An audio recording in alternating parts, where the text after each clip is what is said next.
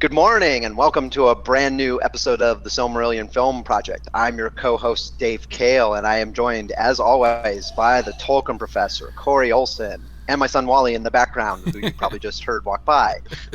Sadly, we are not joined this morning. We are once again missing the Tolkien maven, Trish Lambert, which is, as always, a huge, huge loss.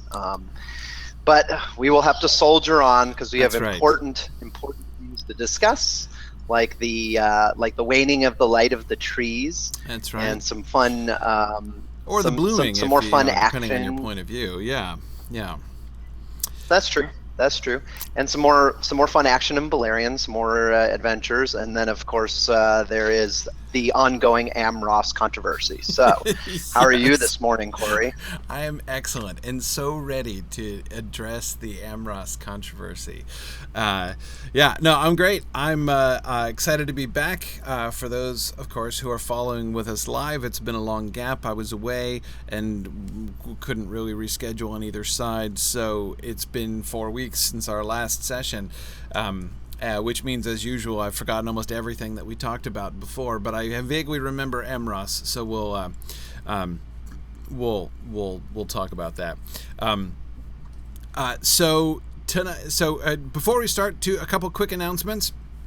I got a bunch of things to discuss here today, but two announcements I want to emphasize, both event related. One is London Moot. This is our next regional event, and just to sort of make sure that people are understanding the whole idea of our regional moot. Sometimes when I've heard people talk about it, it's we've been doing Myth Moot for a long time. It's our fifth one. It's a long time as far as we're concerned. Myth Moot has been a really big event, and I know that lots of people, who follow the podcast or, who have been involved with Signum and Mythgard have heard me talk about Myth Moot on many occasions, over the years.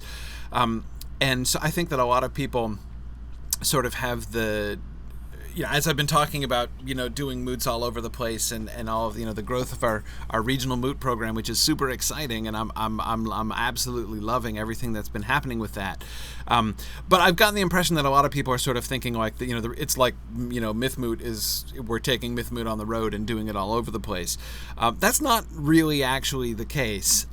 Myth Moot is a major thing. Myth Moot is a 4-day conference. Our regional events are 1-day conferences. The whole point of the regional events is to give people an opportunity to come to a gathering where you can hang out with awesome, like-minded people. I look forward to a chance to meet as many of you as I can when I go around to these regional events. Because I know not everybody can travel to Myth Moot. Myth Moot is one event. We can only have it in one place, right? And we have chosen for it location which is as about as central as we can make it, which is the Mid-Atlantic area near Washington D.C.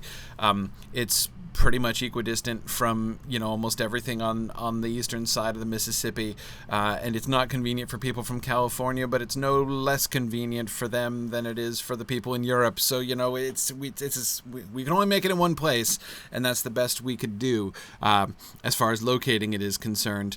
But we know that not everybody can come out, and not everybody can afford to come. It's a bigger deal. It costs more because it's a full 4-day event. You're getting, events and meals for 4 full days. So for people who either can't afford to go or people who can't get themselves out physically to the location, we want to be able to come to you. We want to be able to at least give you a chance to sort of get together with other people in your area, for us to get a chance to meet you. So the regional events are really wonderful, wonderful opportunities for that way, and it's why we keep them as inexpensive as we possibly can. Most of them are $30 or less for the registration fee for the day-long event. So yeah, those are really wonderful. But of course, it's not the same thing as Myth Moot, and of course, Myth Moot is our 4-day thing. It's a good deal more than 4 times as awesome as the regional events. But what is the Corey? Yeah.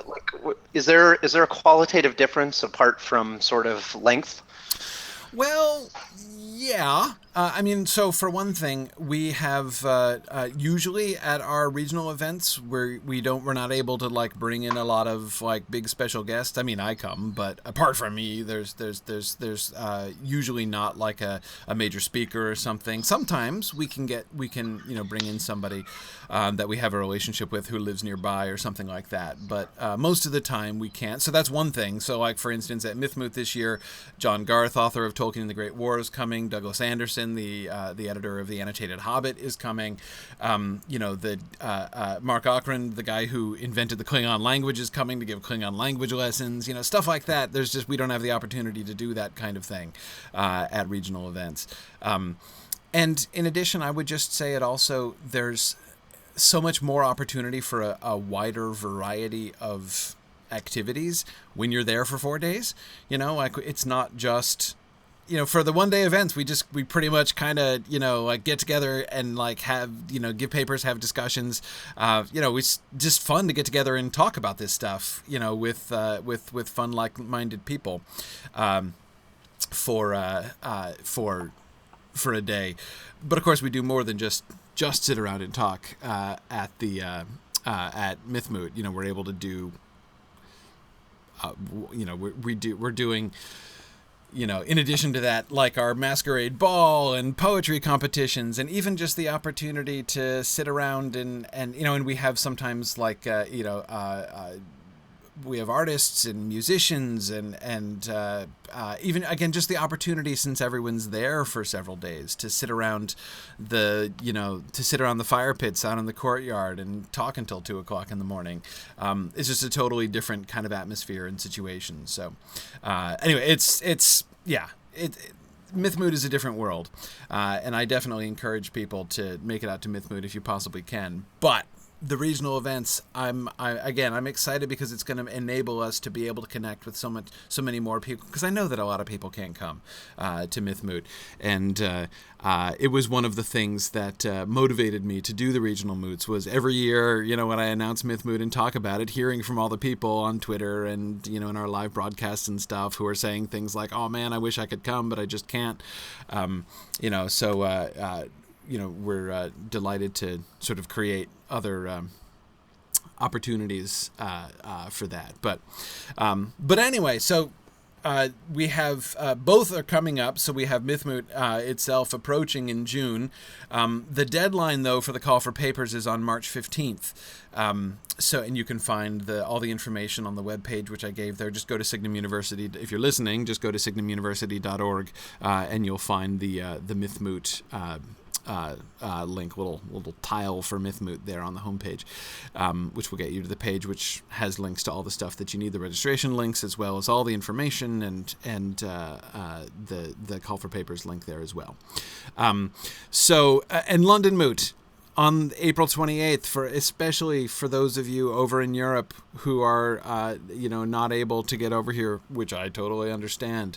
I'm delighted to be able to go over there and meet with you guys at last. It's going to be on April 28th. The call for papers for that has been extended to March 28th. So anybody who wants to participate, who thinks they might want to lead a discussion or give a paper or something like that, please do fill out the call for papers there and just make a proposal, and we can talk about some awesome stuff. There's a separate website for that, londonmoot.com. So I hope that people will be able to join us there. We've got a really good registration for that so far, and I love looking through these lists, and seeing on these lists names of people I've been seeing in, attendee lists for a long time and have never gotten a chance to meet before. So that's going to be really great. So I wish I could go to that one. Yeah, it is going to be. I can see. That was actually another funny thing that made me smile when I was looking at the list of people registered, is that I recognized several people who are a sort of kind of part of our regular crowd, people who often do make it to Mythmoot and stuff, but who are clearly taking the excuse of London Moot to get over to England and just kind of be there for a while, and so they're gonna come by while they're over there. I'm very glad to provide an excuse for people to travel over to England, so that's fun. All right, so those are the announcements for today. So I want to begin by talking about addressing sort of a general question. This came up at the end last time, and I know it came up on the discussion boards as well. The Amras situation. So let's talk about the Amras situation. First, and you guys can help me to remember the situation to make sure I'm not screwing anything up. The problem that we were facing, and this, we were discussing this in our last session, was Amrod is dead, right? So we've killed off Amrod at the burning of the ships, and we were doing that in following a potential storyline that Tolkien suggested in one of his later writings, but which of course didn't make the published Silmarillion. But we thought it was cool, and we decided that we wanted to include it. So we had Amrod die, and then Amras is left. And so the big question is, how does Amras respond to the death of Amrod? And there were several possibilities of what he could do and how he could respond. One that I was suggesting is that he dies soon afterwards. I was enthusiastic to kill him off, possibly have him commit suicide, which reading, which storyline I'm still prepared to defend, though I gather it's unpopular from the discussion boards. And we've got now two people threatening Twitter wars in the comments here. But anyway, so we're going to talk about Amras. But before we actually talk about the Amras situation in particular, I wanted to kind of back up from that a second. Because one of the things that sort of, I don't know if it's fair to say it surprised me, but which I was sort of a little bit taken aback by, were the responses that I was initially getting last time about like why change the story. And I found this puzzling, mostly in the case of Amras. I found it puzzling because it's not like he's necessary. I mean, it's mentioned that he's there. Like we're told that he dies, at the third kinslaying, at the battle at the Havens, down in Valar, when Elwing is lost. So we're told he dies there. And that's like the only other mention we get of him pretty much in the whole published Silmarillion. So he is not instrumental in any story, apart from the fact that he's supposed to be killed off in that battle. He literally does nothing, has not one single line of dialogue in the entire published Silmarillion. So I was kind of surprised that people were like attached to that storyline. I'm like, what's to be attached to? He doesn't even do anything. And merely to say that, like, well, but he's supposed to die there. Well, yeah, so is Amrod, but we killed him off already too. So anyway, it's there's, okay, I'm not saying that there's no way that storyline could be developed in interesting ways. I was just a little bit surprised by people saying like, but it's in the text. Why should we deviate from the text if we don't have to? And so that's what I want to address first. Before we talk about the specific Amras issues, I want to address that bigger question. So I want to... And slavishly following the text. I thought we were beyond that, people. See, I kind of did too. But I mean, I get it. Like, it's not like I'm anti-respect for the text, obviously. But I want to. So I was thinking for a little bit. I'm like, all right, let me enumerate this. What is a good reason to deviate from the text? Okay, so let me just lay this out. What I consider good reasons to deviate from the text, so that if one of these situations come up, my hope is that we don't have to go here again and say like, but wait, it's in the text. Like, cause and if you disagree with any of these, I'd be interested to hear people disagree with them. But I think that any of these is a good reason to deviate from the text. Now, keep in mind, this doesn't mean that if the opportunity for one of these things comes up, we should automatically change anything, that it's like open season on anything in the text. Of course, you always have to count the cost when you change the text, right? You have to say, what do you lose?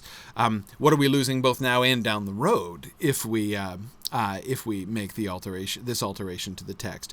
That's why, by the way, I was not considering, I wasn't even thinking much at all about the seriousness of killing off Amras early, because there seemed to me very little cost to that particular deviation. As I said, he's almost a complete non-character through the entire rest of the published Silmarillion. But anyway, okay, so what is a good reason to deviate from the text? To pursue another narrative or world-building line that Tolkien elsewhere considered. This is something and this is kind of not exactly even exactly a question about deviating from the text, but rather sort of an acknowledgement of the kind of text that the Silmarillion is, right? The published Silmarillion is not Tolkien's final work. Like, that's not really there is a sense in which you could say the Silmarillion is not a work by Tolkien, in the sense of, certainly not in the same way that The Hobbit and The Lord of the Rings are. He never did finish producing the story, and there are lots of ideas that he had, some of which he rejects and moves on from, some of which he just doesn't include, but it may be that concept is still in his mind, it just doesn't make it into the story itself. Christopher Tolkien points out a bunch of these, or at least the possibility of a bunch of these kinds of things in the History of Middle-earth, his commentaries in the History of the Middle-earth series. And there are some which are later ideas, which he was planning to go back and add into the Silmarillion, but never got around to it. And when Christopher edits the published Silmarillion and puts it together in order to publish it, he chooses generally the most finished versions of the text, because his one of the primary principles that Christopher Tolkien was using in assembling the Silmarillion for publication was that he seemed to want to compose as little prose himself as possible, right?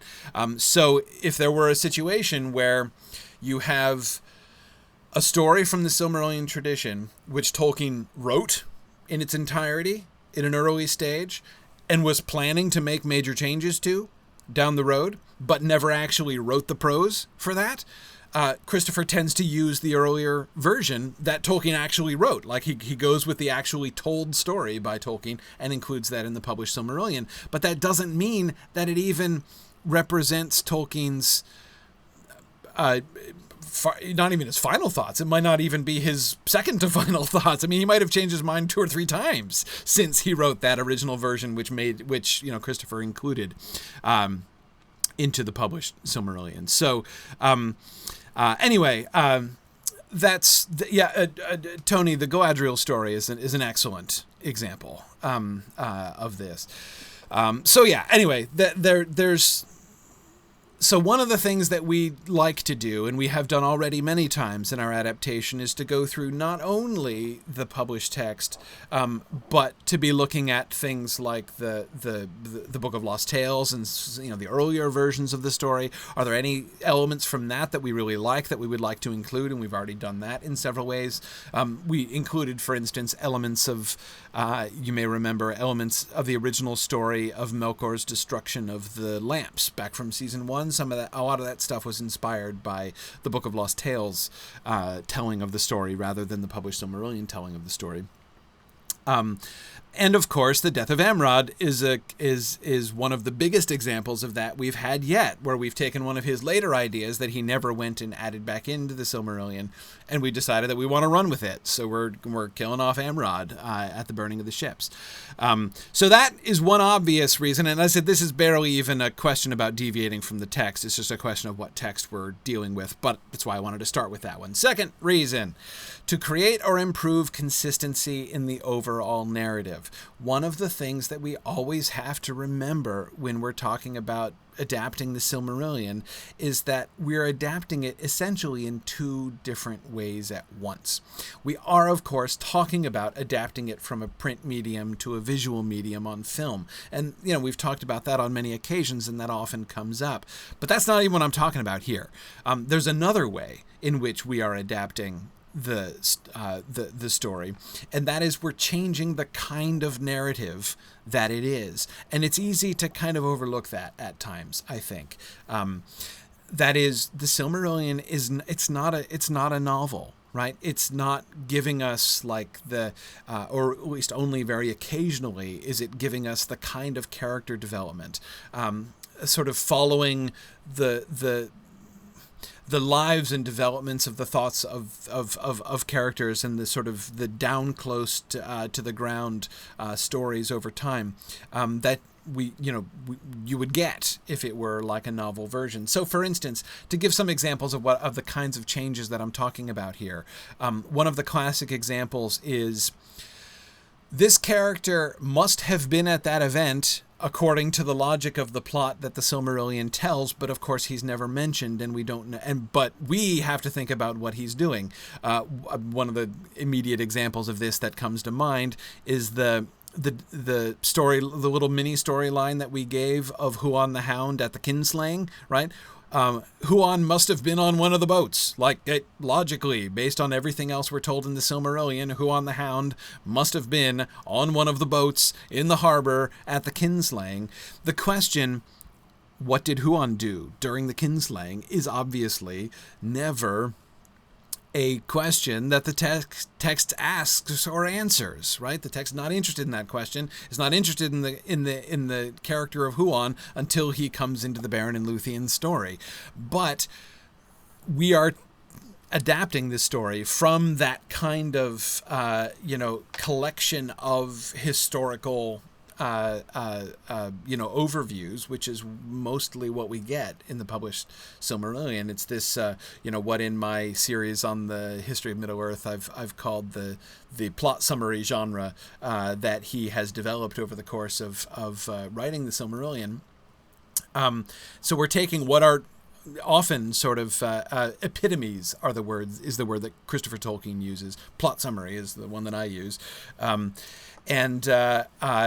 We're taking those and we're trying to, turn them into, narratives where we're like close to the characters, and we're trying to build a consistent story in which these characters and stories develop all together over time. So, anyway, those are those, and there are also some other larger issues, right?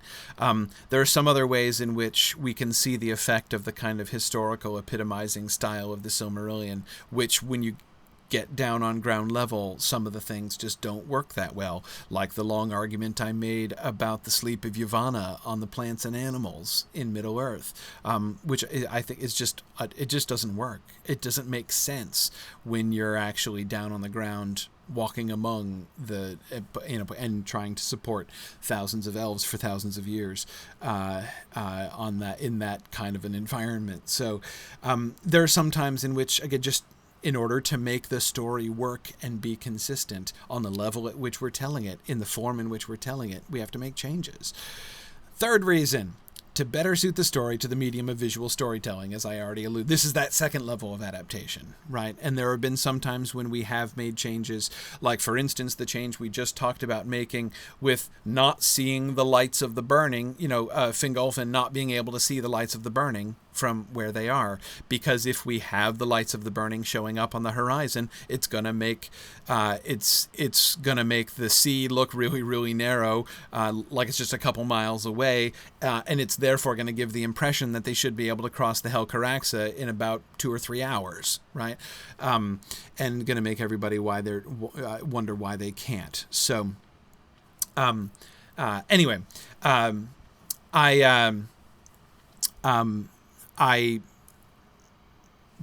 obviously there are some times when we have to think about the adaptation to the medium of visual storytelling to follow the logical results of an earlier event or a character's development. And this is a really tricky one, right? And this is where we get into what I was talking about before about counting the cost of some of the other changes that we make. And this is, by the way, something that Tolkien himself was very willing to do. Many of these other changes, these later ideas that he had, which are not represented in his earlier writings and therefore in large part not represented in the published Silmarillion, they would have necessitated massive changes to the narrative, changes which he was apparently willing to make. I mean, we see Tolkien, when you read the History of Middle-earth series, we see Tolkien in his later life willing to get rid of the entire flat earth concept, have the sun and moon be in the sky from like as the Valar are descending into Arda for the first time. He's willing to have Galadriel and Celeborn meet in Valinor and sail across separately, and I mean, there are lots of things that he's willing to change, which would have required vast change, would have had vast implications for the entirety of his story that he was either entertaining or actively planning, but never followed through on. And this is what's more very much Tolkien's method. He talks about this in his letters, like the rationale behind, the original rationale behind his stories is not, the way he talks about it is not as like a craftsman who is trying to shape the narrative, but rather somebody who is saying, what would this character, trying to discover what actually happened next, right? I'm thinking, for instance, about the letter where he talks about what happens at the Cracks of Doom, and Gollum's actions, and the Gollum's taking of the ring and falling into the Cracks of Doom, and when he explained that, he's like, he did that not because he was trying to make a point. I mean, it does make a point, and it works in and shows some really important themes and ideas. But Tolkien was explaining in his letters, he didn't write that scene because he had some really important themes and ideas that he was trying to get across. He wrote that scene that way because, as he said, like, that's what Gollum would do. Like, that's, it's what must happen when you having established what he's established about those characters, about the circumstances, and then you put them in those circumstances. This is the thing that happened next. It's how he wrote. It's how he conceived. So anyway, Tony, I agree. Tony Mead is saying from the History of Middle-earth series, it seems like it's always plot first. That is the overall outline, like what is the event that's supposed to occur. Plot first, then character, then world building, then themes. Yeah, that seems... And all of those are things, I would add, that he's just sort of discovering as he goes along, right? As he often talks about it.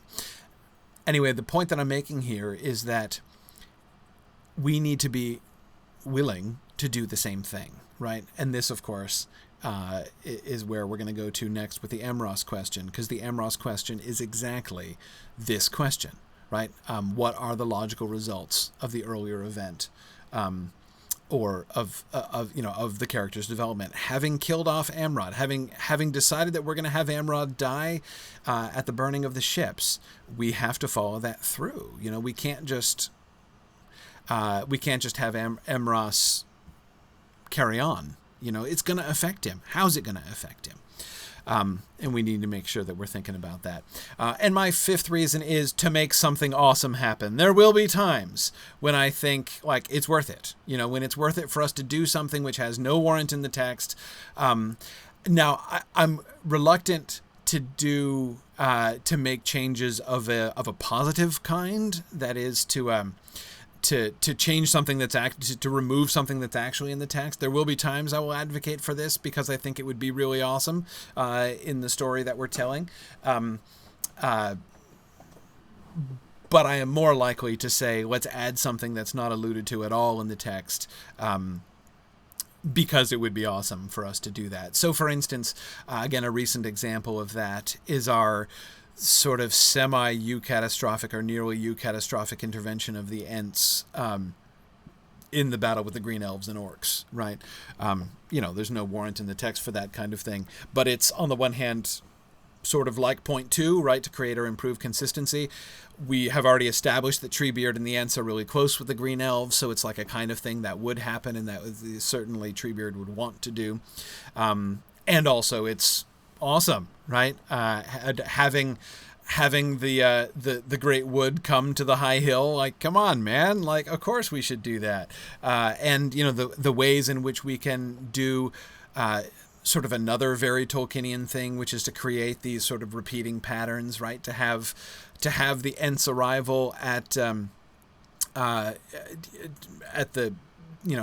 battle with the Green Elves, to have them arrive at that battle, be this kind of anticipation of the eucatastrophe of the Ents arriving at the Battle of Helm's Deep, right? To have that be a parallel. Those kinds of parallels Tolkien loves, and his stories are full of them. So I love to create those kinds of parallels because, again, it seems like even if we're doing a thing, telling an episode that Tolkien didn't tell. I want to do that in order to try to do a kind of thing that Tolkien would do, right? So, anyway, those are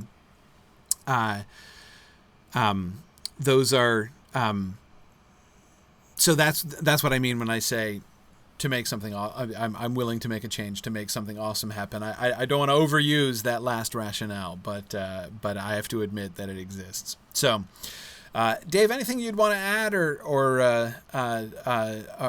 alter or argue with in this list? No, I think I'm definitely share this line of thinking and reasoning. Like you're at least as far as I'm concerned, you're preaching to the choir. I wonder if we should address. Should we discuss the specifics of the Amros case? Because several of the folks are articulating concerns about the Amros deviation in the logic of the logic of the story and that kind of stuff, which I think if you go back to the other points really fast. I think the only really valid, well, okay.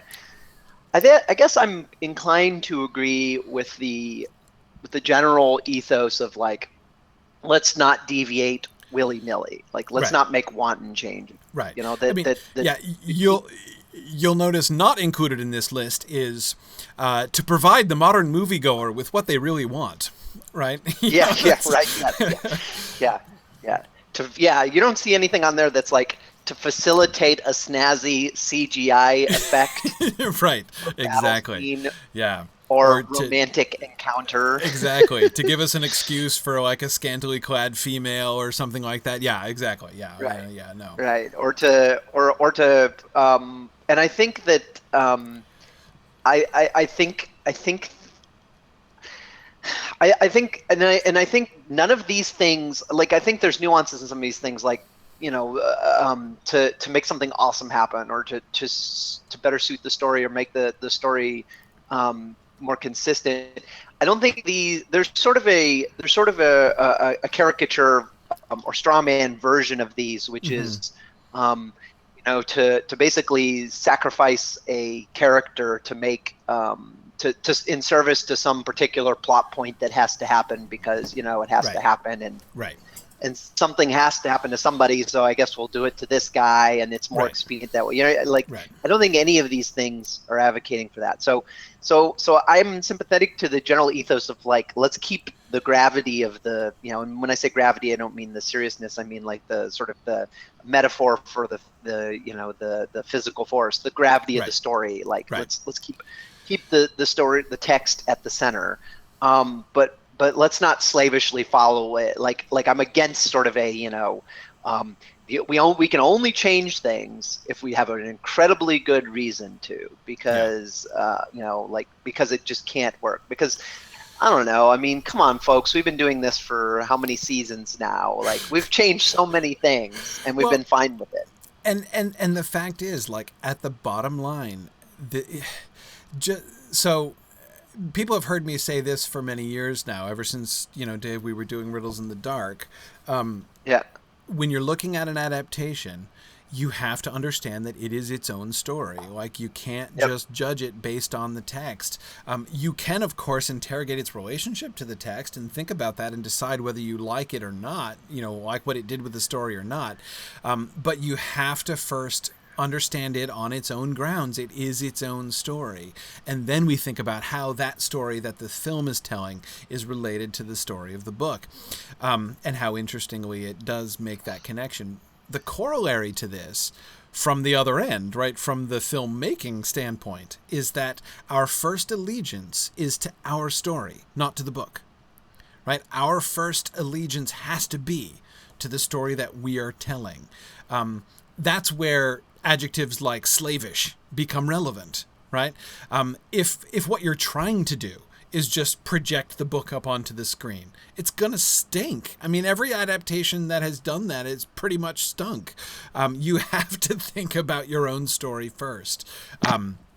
And obviously, you never forget the text, and you always are thinking about the relation. We're trying to bind our story as closely to the text as we can, but that's not the same thing as saying we're just following the text. No, we're following our story.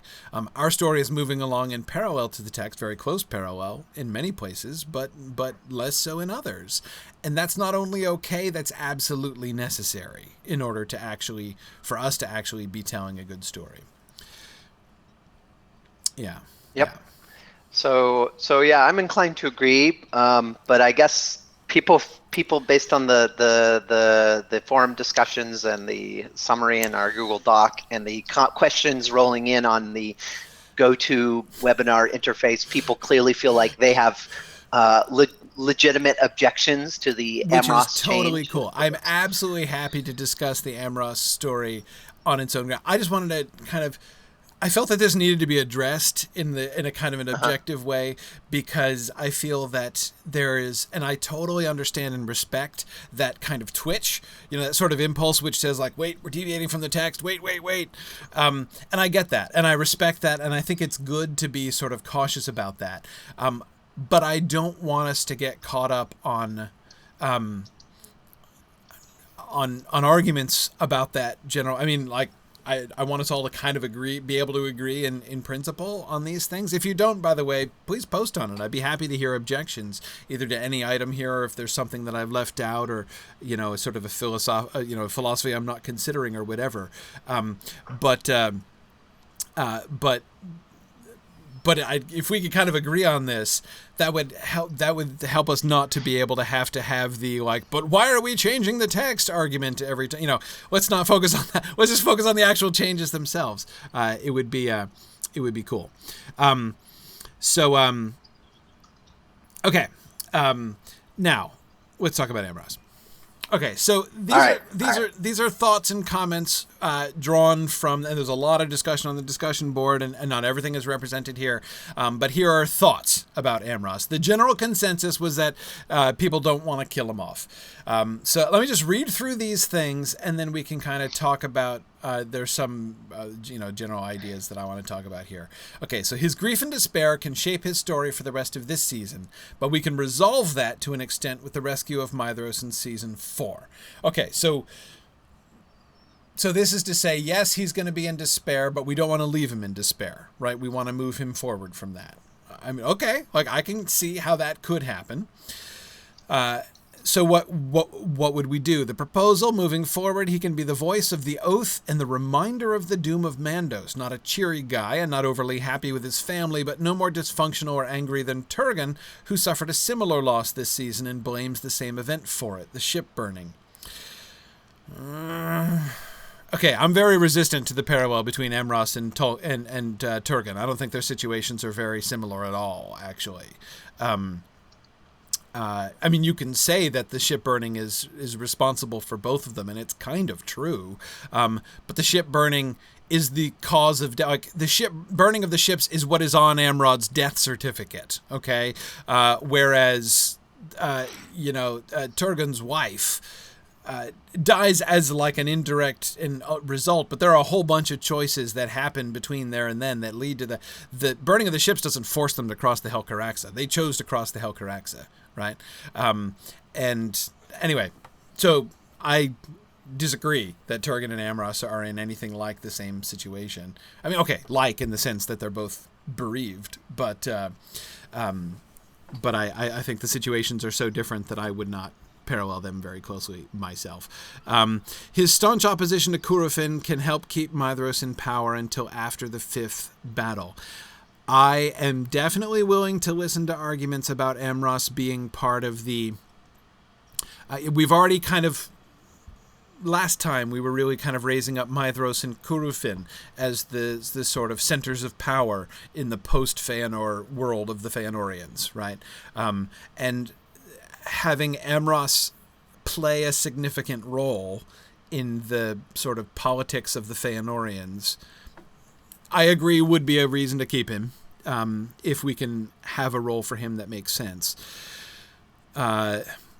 The shift to despair after the failure of the Union of Maedhros leads to the future kinslaying. So Amros's despair. So Amros is going to despair again, or anew, or differently, after the Nirnaeth Arnodiad.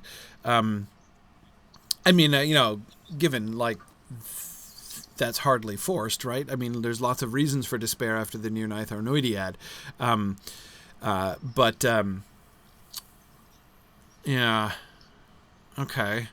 In East Beleriand, he can play a peripheral role in the stories of the trade with the dwarves, the discovery of men, and the decision of the Edain to move west.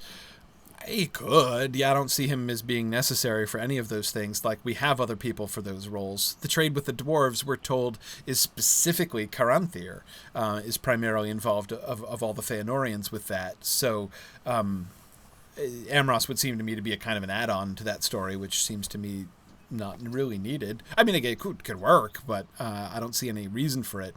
For the discovery of men, maybe. I mean, again, I don't see a clear role that's needed to be filled that we would need to pencil him in for. Maedhros is willing to work with men after they're discovered, so we have that already. Building up to the whole Union of Maedhros thing, which of course doesn't pan out, or fails to pan out in a fairly spectacular way. He can be the one who lets everyone know the truth of the ship burning. Yeah, I mean, I agree with that, but okay. Big picture. For me, the role that he plays in the later story is secondary to his own personal relationship with the death of his brother and the oath, and with his father, like the posthumous relationship with his father, essentially. To me, those questions trump the question of, like, what role could he play in the stories later on? Because, as I said, I don't think there is any single role that he does play or could play in any story that happens later on that could not be at least as well filled by somebody else. Again, I'm not saying he's useless. I'm not saying we can't bring him in. We totally could. If we chose to do that, I'm sure we would find excellent uses for him later on. He could play some interesting roles down the road. But those roles themselves do not seem to me to be a compelling reason to keep him. Several of you were talking about, like, him being the motivation for the final kinslaying. I'm not convinced that he would be. In the new version of the story, I'm not convinced that he would be. With the Amras, who survives the death of his brother, essentially at the hands of their crazy father, to me, before I can be convinced about any of these things, I need to have for me the big question answered. How does he respond? What is his relationship with the Oath and with Fëanor afterwards? I'm okay with having him get over grief and despair. I'm not categorically against him being able to move on from the death of his brother. But move on where and to what? And to me, the thing that I can't get over is the emotional complexity of his relationship with the Oath of Fëanor. As I think I said last time, I can only understand one of two reactions of Amros. There are only two psychological reactions to the death of his twin under the circumstances in which we're describing it happen that make sense to me. One is to reject his father in the oath, to blame his father, and for him to say of all his brothers, that, like, the Oath of Fëanor is bad news and only disaster is going to come of it, and he's not going to have any more to do with it. Right? That's one reaction that makes sense to me. And of course, this makes extra sense as, of course, everyone outside the Fëanor family also sees this already, right? So, I mean, it's not exactly a news flash that the Oath of Fëanor is bad news and a pretty bad idea and destructive not only to others but to them themselves, right?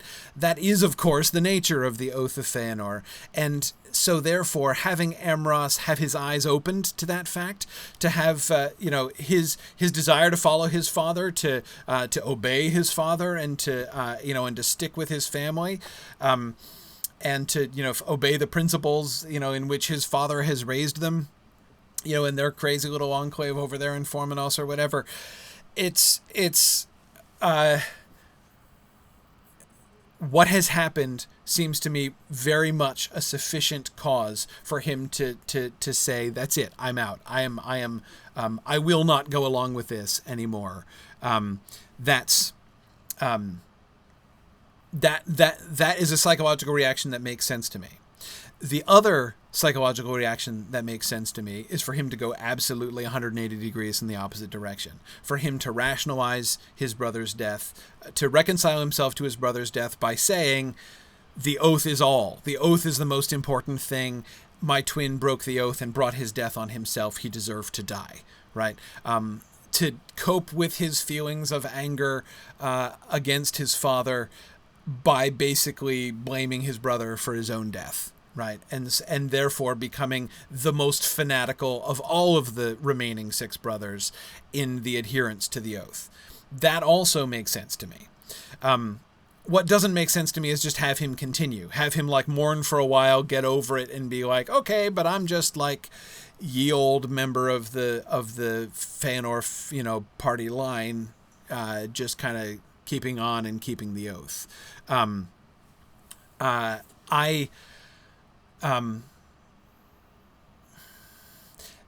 My rationale for wanting to kill him off is to point to the hopelessness of the oath, right? That what Amras sees sooner than all the rest of them, right, is basically what Maglor is trying to convince Maedhros of at the very end when they go to take the Silmarils from the victorious camp of the armies of the West, right? That one way or another, whether they fulfill their oath or don't fulfill their oath, right? The darkness is going to be their doom. So they will do less harm in the breaking of the oath, right? I think, So Marie, that he's bound by the oath, it is exactly like that. Of the 2 stories, of the 2 psychological reactions that I was describing, right? Either he rebels, desires to rebel against the oath, or, talks himself around essentially to being a fanatical proponent of the oath. In either case, he's bound by the oath still. He took it. He took the oath, right? So in that first case, that's what led me to the suicide option, right? Because he wants to rebel against it. He wants to distance himself from it, but he can't escape it. He's bound by it, right? And the sort of his awareness of the hopelessness of the situation, so I'm okay if we want to make him live with that, right? Live with hatred of the oath, but being bound to the oath. And again, I think of that phrase about how with loathing, right? Maedhros and Maglor go to fulfill the oath and reclaim the Silmarils at the end, right?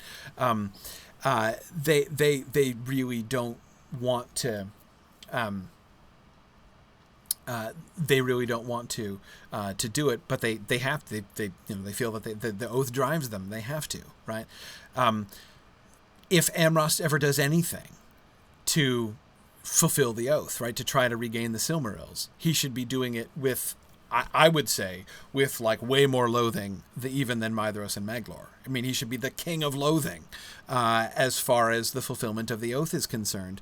And Marie, yes, you're right. Suicide would bring on the eternal darkness consequence. But that's the point, is that, again, as Maglor perceives at the end, anything they do is going to bring on the eternal darkness consequence. They doomed themselves to the eternal darkness when they swore the oath. The only question is, how many people are going to bring down with them on the way, right? So this is why I can't reconcile how he is going to be the mover of the third kinslaying. Why? Why would this Amras, with this relationship with the oath, again, unless he becomes like Plan B, unless he becomes the fanatical, mindless, I just want to kill everything, and like this sort of nihilistic killer who is just like brainlessly dedicated to the oath because he doesn't want to confront his own grief and his own guilt. Again, that could work. It's, to me, not as interesting as the other story, but that could work. That Amras I could see being the one to be like, yeah, let's go and kill the refugees at the at the havens. But the first Amras, Plan A Amras, at least my own personal Plan A Amras, the one who really, really wishes that he could just rebel and be done with the whole thing, who wants to fulfill the oath less than any other of the sons of Fëanor, passionately wishes he could not fulfill the oath, but is driven to do so, he's not going to be the moving force behind the kinslaying. No way. How could he be? It doesn't make any sense to me. Sure, 3 more of his brothers died in Doriath, but so what? That's not the same thing. I mean, so seriously, so he hates the oath, right? Hates the oath and hates the fulfilling of it. So he follows he goes with his brothers into Doriath to attack Doriath because he feels that he has to. Does he want to do that? No, he doesn't want to do that. And he should be the one all the way leading up to that, being like, okay, everybody, this sucks. If we do this, it's going to be awful. We're going to be doing a horrible thing. We're going to be killing innocent people, and we're going to be heaping guilt upon guilt on ourselves. But we've got to fulfill the oath. So let's go do this. And in as much as his other brothers like Celegorm and Curufin and Caranthir are gung-ho about fulfilling the oath, and they're like, hey, we don't care if we kill the people. How is their deaths, the death of his brothers who are the worst of his brothers, the most pro-oath brothers, the ones that he would have to have been distancing himself and alienating himself from most throughout the course of their lives between the death of Amrod and that point? How is their deaths in Doriath going to change him suddenly into being like, now I see the oath is a great idea, and now I totally want to go and destroy the refugees in Valar? That doesn't make any sense to me at all. No, Hakan, I agree. I think his brothers are going to hate him. I mean, I think Caranthir and Celegorm are not going to have, or Curufin, none of the 3 of them are going to have any patience with him at all. Why would they be? I mean, he's going to be constantly, he's going to be like their own personal Mandos, right? Constantly condemning them, and sort of, speaking in bitterness against himself and against them, right? I mean, it's, I can't see how he wouldn't be that way. Again, unless we go the opposite extreme and put him at the forefront of the oath-fulfilling brothers and make him, more bloody-handed and bloody-minded even than Caranthir and Celegorm, which to me, we already have plenty of bloody-handed and bloody-minded Fëanorians. We don't need another one.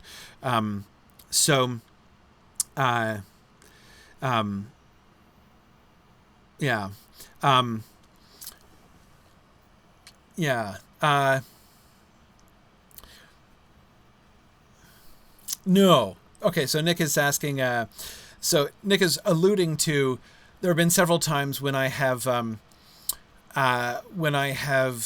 said something in the podcast about how, I don't think that this would look good visually at all. We can't do that. And I've had an appeal on Twitter from some of the visual artists to say, hey, give us a shot before you condemn it, right?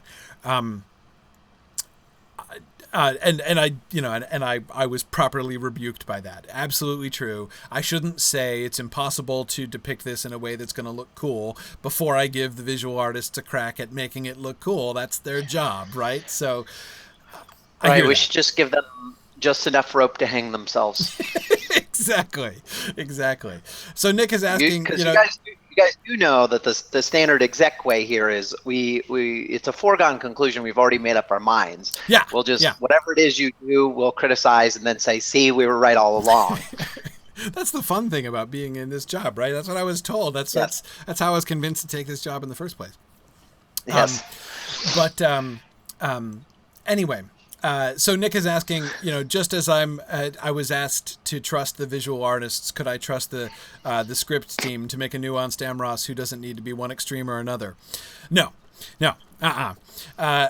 because there's a difference. There's a difference between saying how this one element is going to be depicted in this scene and whether or not it's going to look dorky, and to give the artist an opportunity to make that not look dorky. The equivalent, Nick, would be if I say, I think that this scene between these two people is likely to sound really hokey, and if you were to ask, give us a chance to write some really good dialogue that would not be hokey before you just say, this scene will inevitably be hokey. That would be the parallel, right? Plot arc, though, that's squarely our job, and I want to be, and that's one of the primary things I'm interested in thinking about. So no, I'm not willing to just say I before I'm going to let Amros survive. I need to be convinced that his story is going to be consistent and make sense. And I cannot see an Amros who is I have not yet. Let me say this another way. I have not yet heard any argument that convinces me that Amras should lead the kinslaying, the third kinslaying. And so this is why, again, several of you were pointing to that. Like, Amras needs to be one of the reason we can't kill him is that we need him to be one of the moving forces behind the third kinslaying. And my counter argument to that is, even if we do leave him alive, he can't do that. Not Amras 2.0, not Amras whose brother was killed in the burning of the ships. That I can't reconcile that. So, yeah.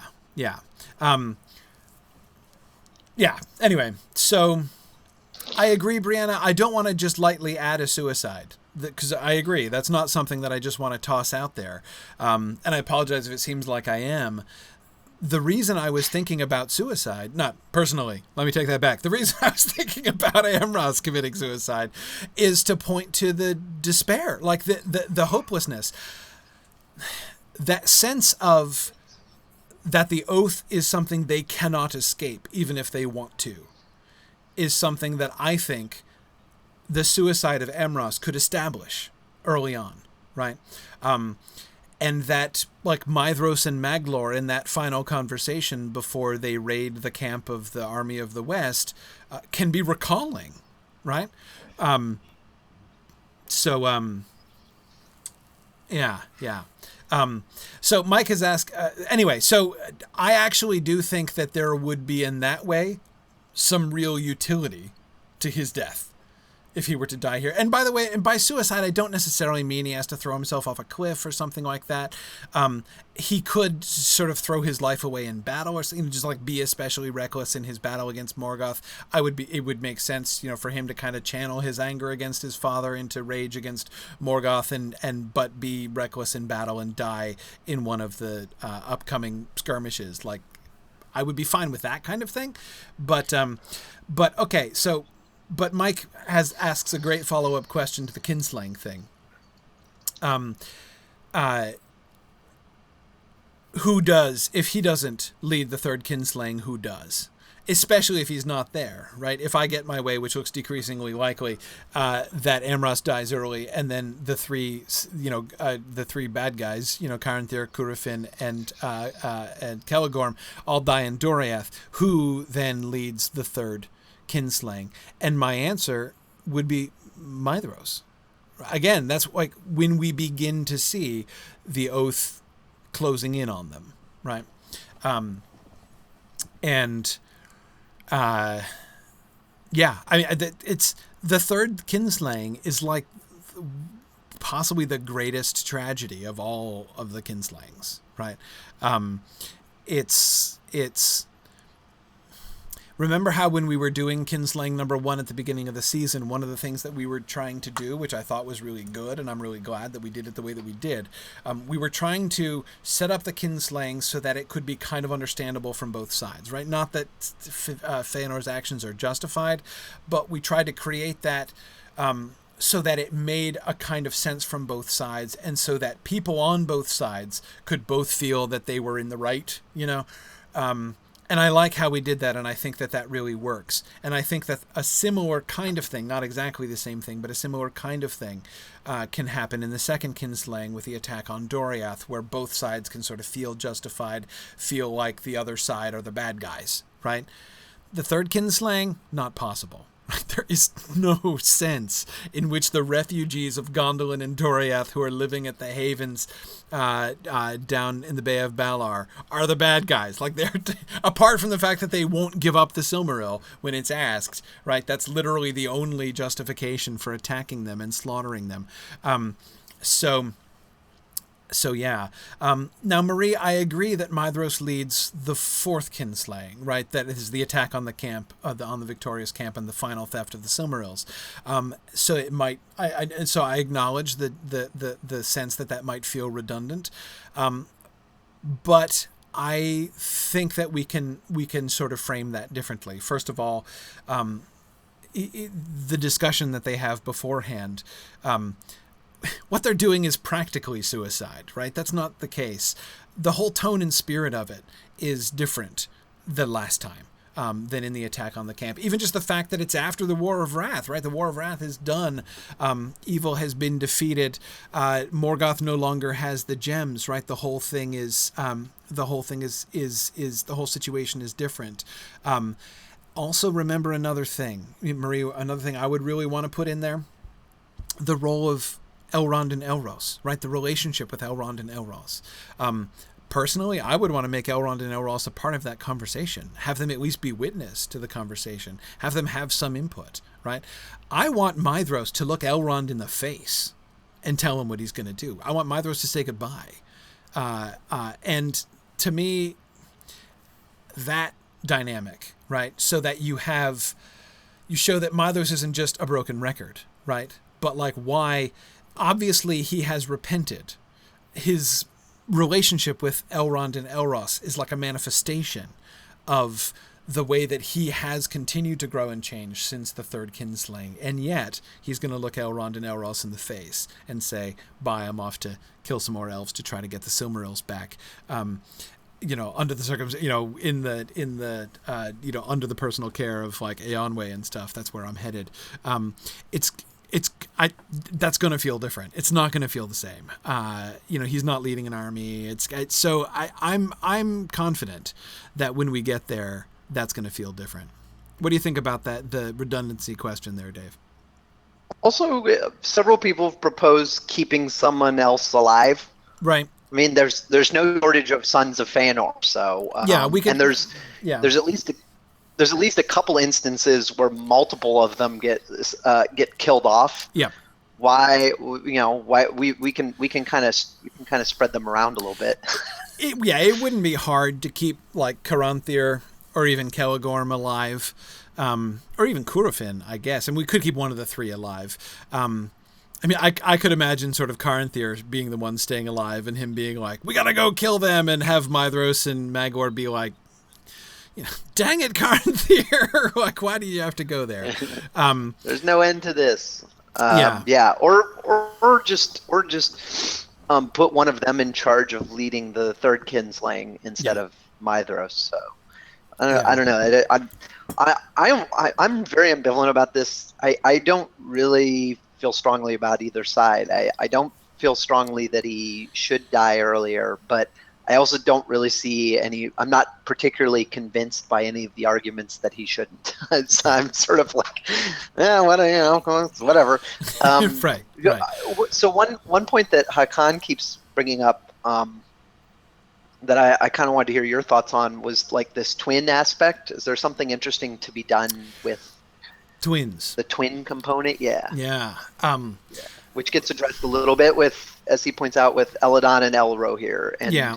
and he's Yeah. kind of pointing to this idea that that there's sort of like one thing to do from the twin angle is have him feel an obligation to his dead twin to like Mm-hmm. sort of take up his Mm-hmm. point of view or his mission or whatever. Right. I don't know. What do you think? Yeah. Well, we do have Eladon and Elro here, but in a sense, the even closer parallel, parallel now that we're killing off Amrod, would be Elrond and Elros. Right now, Elros is, what happens to Elros is obviously very different from what happens to Amrod. But still, I'm thinking of like the surviving twin situation, right? And not just the surviving twin situation, the immortal surviving twin situation, right? Yeah. What it is like to be an immortal and go on without your twin, right? Now, again, the grief of Elrond and his relationship with what happened to his brother, obviously totally different from Amrod and Amras, but yet that's a parallel that we can kind of explore, right? To have the bereaved twin, and how do they deal with it, and how does it affect them? So, yeah. Right, Marie, exactly. The twin alone, and again, like to me, it's made more poignant by like twin alone forever, right? Not just like twin who's going to outlive his twin by a few decades, right? Twin who's going to outlive his twin by millennia, and has to really reconcile himself to a new world in which his twin, he's not connected with his twin, or at least won't be for thousands of years. Yeah. Because this is another thing. It kind of gets onto another really big question, like the question that we, like the big question that we talked about in the kinslaying, with how do elves grieve over dead relatives, right? If they're immortal and they know that their dead relatives have just moved down the street to the halls of Mandos, how do they cope with bereavement? Sort of parallel to that, or like a corollary to that question, is what does moving on look like to an elf, right? Because they're different from humans, right? Remember the elvish tendency to want to keep everything the way that it is, right? To want to hold on to the things of the past, and not just in memory, right? But to continue living there. Although they live for a really long time, they don't change as much as humans do. And that's, I think, an interesting thing for us to think about. It's tempting for us to look at Amras and Amras' story as if he were human, right? Many people have dealt with bereavement, right? And if you just kind of project forward how a human being copes with bereavement, and push that through, project that forward through centuries, right? It'd be like, well, I'm sure he will have found peace and moved on, within a few hundred years at least, even if he's a slow coper, right? Well, yeah, if he were human, he would, but he's not human. Do elves move on in the same way? I'm not really sure that they do. So, like, for instance, to give another sort of example, Ignor, right? The next season is going to feature, in part, the romantic relationship between Ignor and Andreth, the Ignor, son of Fëanor, and Andreth, the human wise woman. The story, which is not told but alluded to in the Athrobeth of Finrod and Andreth in Morgoth's Ring, one of Tolkien's late writings. So this is a not unrequited but unconsummated love between Ignor and Andreth, the only male elf human female relationship there is that we're told about in Tolkien's world, unless there's another one that I'm not remembering, but I think it's unique. Ignor.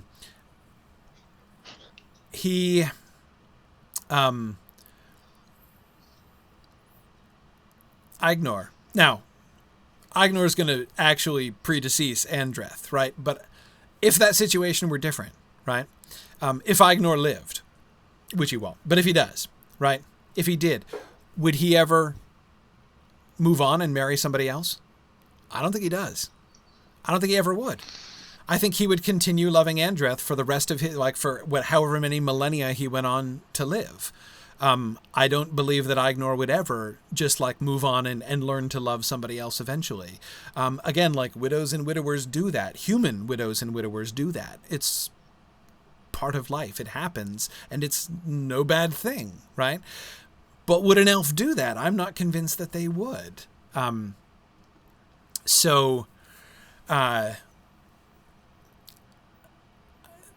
This is my way of, this is my last obvious counterexample being Finwë.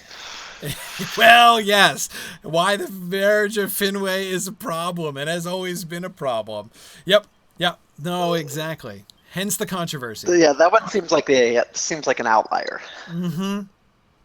Outlier. And I don't know that we don't really have a good explanation for that, right? But I'm not sure it's relevant, right? Like the way that story happens, I don't know. I was gonna make the argument that I don't get a sort of, this is Finwë dealing with his grief constructively and moving on. One could argue that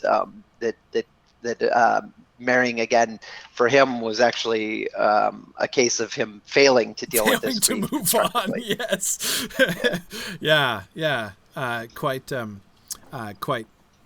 possibly, quite likely. Yeah, I agree. So Corey, are you persuaded at all that maybe we should keep Amras alive so we can do something fun with? I will say this. I won't go so far as to say that I am convinced that we should keep him alive, but I am willing to submit to the popular voice and keep him alive. With the so what I've been doing here has been like cautions and provisos, right? We can keep him along, but only if we're thinking, if we, so like I'm not okay with him just like move. We need to be thinking about what it's going to look like, and we need to be consistent with that. I want Plan A, Amras, if he lives. I want the angry, uncomfortable, sort of self-loathing, feeling trapped by the oath and loathing himself and loathing every action he has to perform in order to fulfill the oath. Hakon, that was A. Plan B was he becomes like the most bloody-minded proponent of the oath. That's the one I don't want. I want to make sure that in everything we have Amras do, we are still remembering his grief for his brother, his anger at his father, his resentment of the oath, and the subsequent self-loathing for the continuing to abide by. In his sense, he should be the voice of, if his suicide does not convey the message, he needs to be verbally reminding us of the message that they are trapped. So that's, if we can go on and develop Amras along these lines, I'm not against having him play a role and continue. We can try out having him live for a while. We'll let him live for now. May still want to kill him off later on. I'm still not even sure that I want to get him to the end. He has received a temporary reprieve. Temporary reprieve for Amras. I can't promise any more. Stay of execution. Stay of execution. Exactly. Corey, do you feel strongly that if he's going to die, it needs to happen, pretty quickly after the death of Amrod, or? I don't know. I mean, again, I don't think it has to be. Marie, making Amras the conscience of the Fëanorians. Yeah, sure, absolutely. I can see him. I can see him doing that. And Hakon, absolutely, he can be, before the death of his brother, he can be all for the oath. Remember, we were talking about like an exchange between him and his brother, the last exchange between him and his brother. And I would want him in that final exchange to be all about the oath, to be urging Amrod that like we must follow the oath. We must, regret for that being part of what informs his later changes. So okay, if he's not going to die here, when should he die? I'm not sure I want him to die at the Havens. Maybe he could stand aside at the Havens and be killed, like let himself get killed. I could be cool, because remember, we're told that happens, right? We're told that many of the Fëanorians stood aside or even turned and fought on the side of the refugees, right? If Amras is the leader of that particular party, right? If Amras is the one who turns against his brothers and in the end decides he would rather break the oath and doom himself to the eternal darkness than participate in the slaughter of the refugees by the Havens, and then is in the end killed by one of his own people, or maybe Caranthir if we let him survive, or whatever, that's okay. Or Moriori just lets himself be killed, or sacrifices himself in order to save a bunch of the refugees, does some kind of desperate rear guard, like I'm going to get myself killed in order to give everybody else time to escape kind of deal. Maybe he sacrifices himself and it's the death of Amras that enables Elwing to make it, to the cliff and jump into the sea or something like that. That would be a suitable fate for Amras. I would be okay with that. So that would give me a reason to want to keep him alive. But I'm telling you, I got to warn you, I think Amras is going to be inconvenient. Honestly, I really do. I think he's going to be inconvenient. Maybe he'll work out, but I think there are going to be times when he's going to be a little awkward. But we'll see. It's okay. But the good thing is, if he is ever awkward, I can remind you guys that it's your own fault. So that's good, because you wanted to keep him alive. Excellent. Okay. So, David, are you ready to move on from the very difficult Amras question? If we must. Concerning Amras. That really should be the title of the entire episode at this point. Okay. All right. Let's keep going, because we've got a couple other things of mild importance to discuss. The death of Fëanor, for instance. Okay. So one of the really tricky things that I was asking about in my questions for last time, is that final vision that Fëanor gets. So as Fëanor he's mortally wounded, and we are, our outline makers have said they want to sort of stretch out the death scene of Fëanor into this episode, which is fine. I'd still kind of rather kill off Fëanor at the end of an episode, but it's cool. If we want to put him in this episode, that's fine. But he has this vision. Right, he is visited with foreknowledge as he is facing death, and knows that the Noldor are never going to be able to win. They will not be able to overcome Morgoth, and his response to that is to double down on the oath. Right. So, how do we handle the vision? As this is a classic example of how do we handle this in a visual medium. This is kind of a dilemma, right? Because the text itself is sort of interestingly vague about. Yes. I kind of see two options. The one is to emphasize the foreknowledge of death component, and to give him an actual proper vision of the future. Yeah. The other one is to sort of maybe follow the text a little bit more literally, or maybe a more literal reading of the text, which is to have him just kind of to visually show the strength of Morgoth, and then just have him, just kind of communicate that he just knows that they can't win. Yeah. I'm not gonna lie, I'm leaning toward the latter right now. I don't think I'm a big fan of trying to show visions of the future. Maybe visions that don't show here's a scene from the Nirnaeth or Noediad, and here's them losing or whatever, but maybe just visions of sort of what the might of Morgoth is and will continue to be through the future. But I think I'm against trying to actually show glimpses of future scenes or whatever. It would be easy enough to convey merely his knowledge, right? His conviction in dialogue, right? For him to say, especially if, like, so, we decided that Curufin is his favorite son, right? So maybe he confides it to Curufin. I don't think he would declare it to everybody, right? I don't think, we want a scene where he's like making an announcement to the entire army or even to all of his sons. Like, so everybody, I foresee that we cannot win, right? I would like that to be just sort of whispered to Curufin alone. And that would seem to be logically connected to, or that would seem to lead logically to sort of a final injunction to Curufin, right? Like the saying, I have the conviction that the Noldor cannot actually overcome Morgoth, but I want you to promise that you're not going to give up, right? That you're not going to stop trying.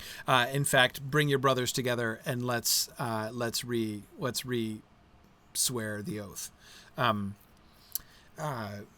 Yeah.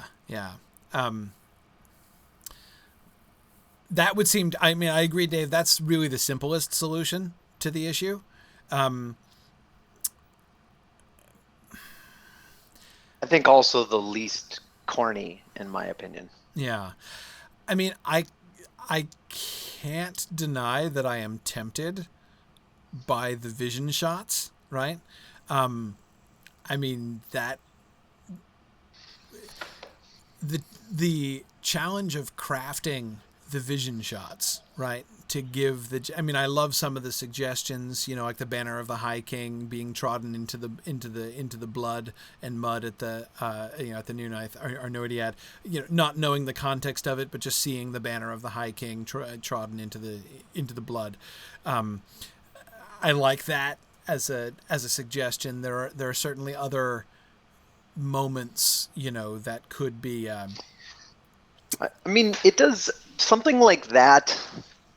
The opportunity. So I guess the reason I prefer something vaguer is I kind of like the idea that he doesn't have the certainty of specifics, like, oh, I know exactly what's going to happen, but rather it's more of a general hopelessness. Like I think hopelessness is emphasized by sort of like by just kind of a vague uneasy feeling like that this is just not going to happen. Like that to me seems more hopeless and more ominous. Right. Whereas like giving him very specific knowledge of exactly what's going to happen, that that doesn't really, you don't become hopeless, then you have dead certainty that this won't work. Right. However, there would be something horribly ironic if he sees scenes that strongly hint that all of his sons are going to die, and then he just sends them on into it anyway, right? Yeah. Well, exactly, and that's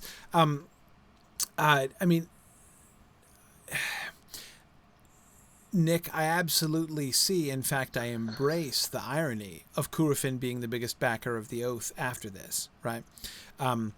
Because, of course, that irony is a projection of Fëanor's own viewpoint, right? It's Fëanor who is, A, seeing the helplessness of their situation, and B, doubling down on his sons going to pursue the situation which he just received the conviction was hopeless. Like that irony is there in Fëanor's own perspective. So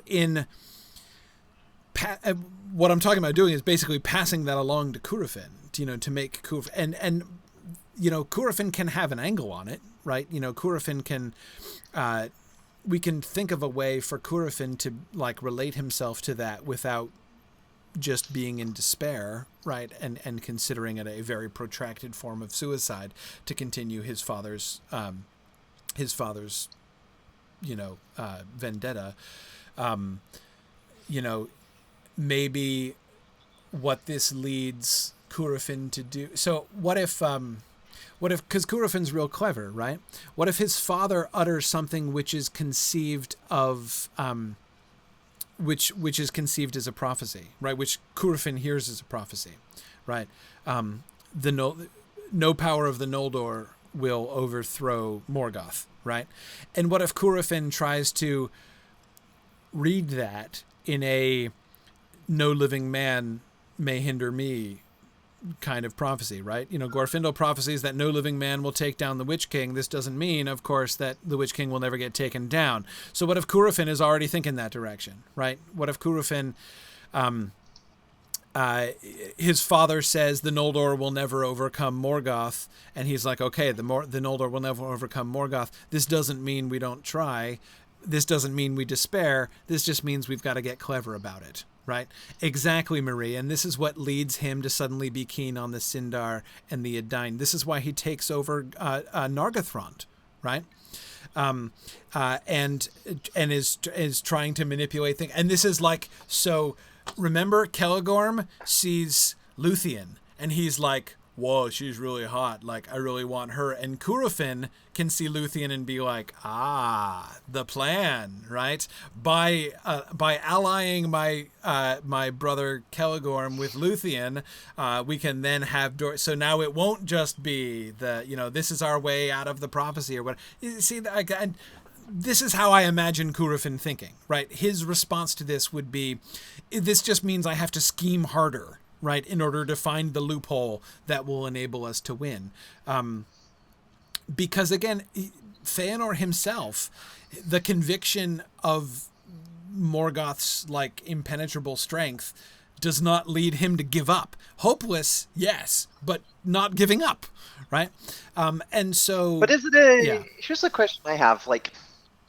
The way I interpret this scene and Fëanor's behavior in general was not out of was not sort of well, he's just the eternal optimist. He sees it's hopeless and he's just, look, we just got to be smarter, plan better, blah, blah, blah. No, it's like sheer spite, right? Like, like he determines that he would rather march into death than march his sons into death than relinquish. Yeah, and marches. Yeah. So I don't know. I don't like the angle of he sits his sons down and says, all right, look, I had a vision. Oh, no. I think we're all going to lose. So you guys got to find some workarounds. Exactly. No, I'm thinking that's Curufin's angle, essentially.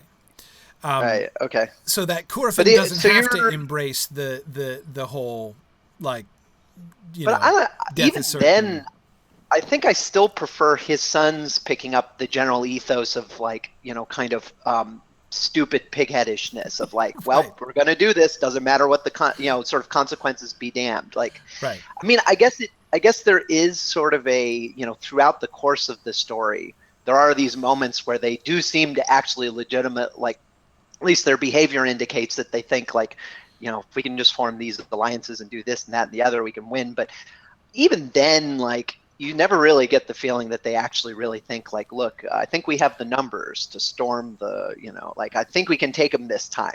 There seems to be just sort of an inexorable, we have to do this because we said we would, but I never, in reading it, at least, and this is my interpretation, in reading it, I never find myself thinking they really think they got him this time.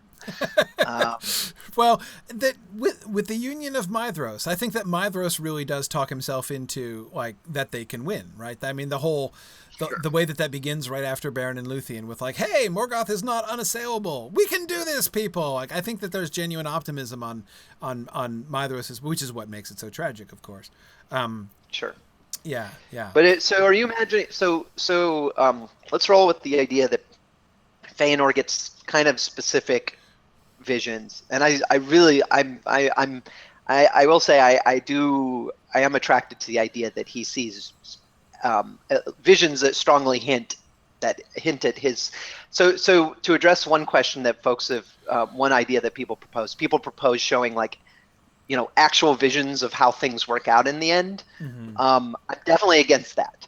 Yeah. I think the subtlety there is too much. I think if we show the end of the story and there'll be a Silmaril in the sky and Erend will come and save everyone, but Fëanor will look at that and think, oh, that's terrible. What's going on? That's horrible. Right. No, the viewers will look and say, the viewers won't understand. They'll be he just saw a world in which things worked out and he's unhappy. No, he needs to see, the only things he should get to see should be the things that are like him losing, his son's dying, that kind of stuff.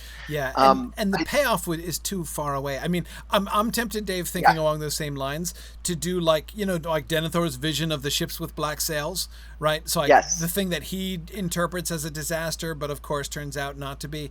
So like I would be tempted to try to do a similar kind of thing with Fëanor here, for him to see a vision which is actually, we will come to know in retrospect, a sign of hope, but which he doesn't understand as a sign of hope, and takes his despair. I'd be tempted to do that, but the payoff is so long. I mean, it's going to take 10 years before we get to the end of, you know, till we get to Eärendil. So that's true. You know, I'm not sure that it's worth it at that point.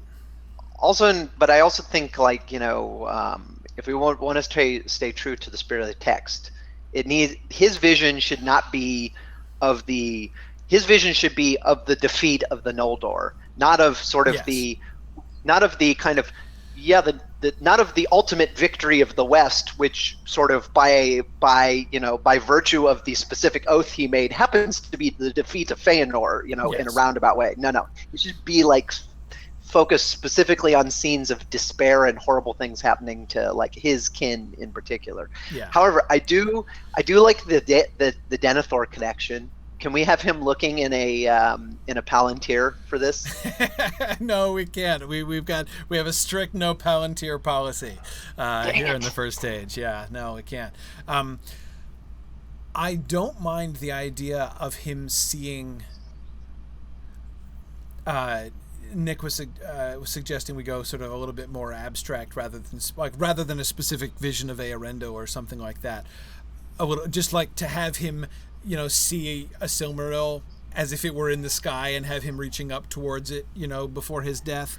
The whole idea of the Silmaril up, you know, just so we have the visual image of it, but the whole point to Fëanor is that it's out of his reach, right? And he can't get it. Now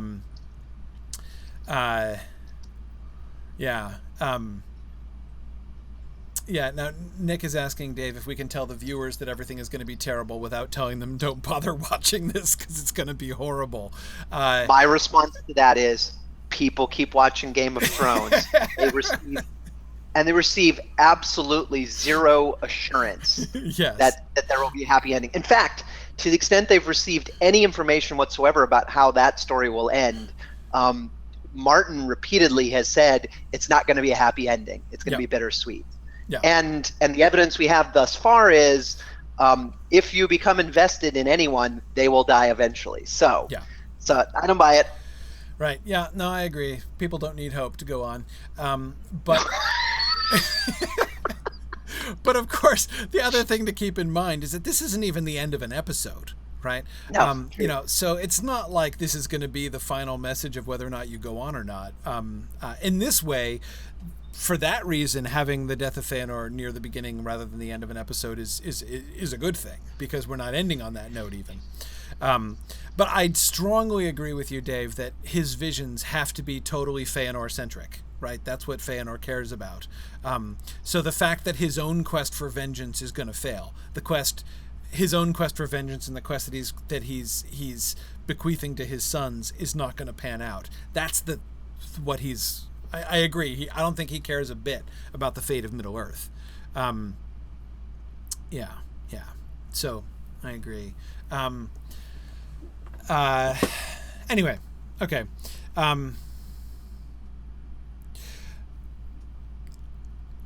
But I think that what he communicates to his sons should be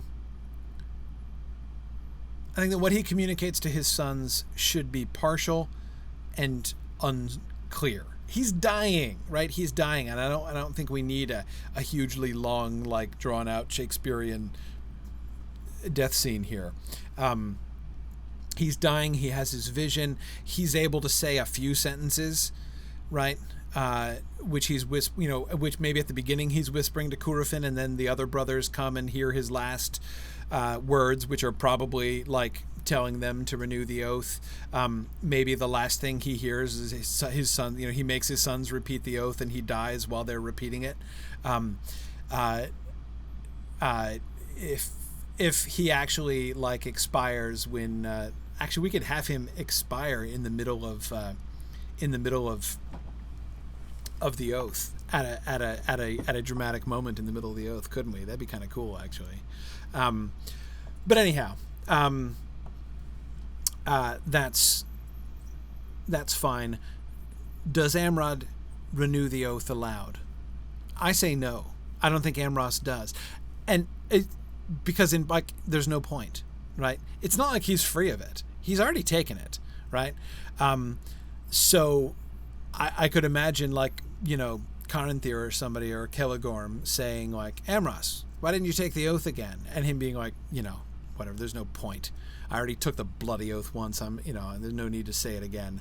No, Nick, all of the brothers say it with Fëanor. Like, his 7 sons leap forward and take the oath with their father in Tyrion at the beginning. So they've all taken it.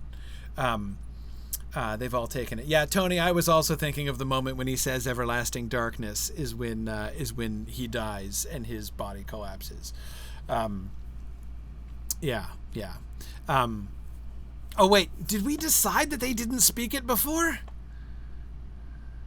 Oh, yeah, well, see, okay, when we discussed Tyrion, we said that. Yeah, well, we didn't have this whole Amrod Amras situation, because if the oath is not yet binding on them, then that totally changes the whole situation with Amrod's death.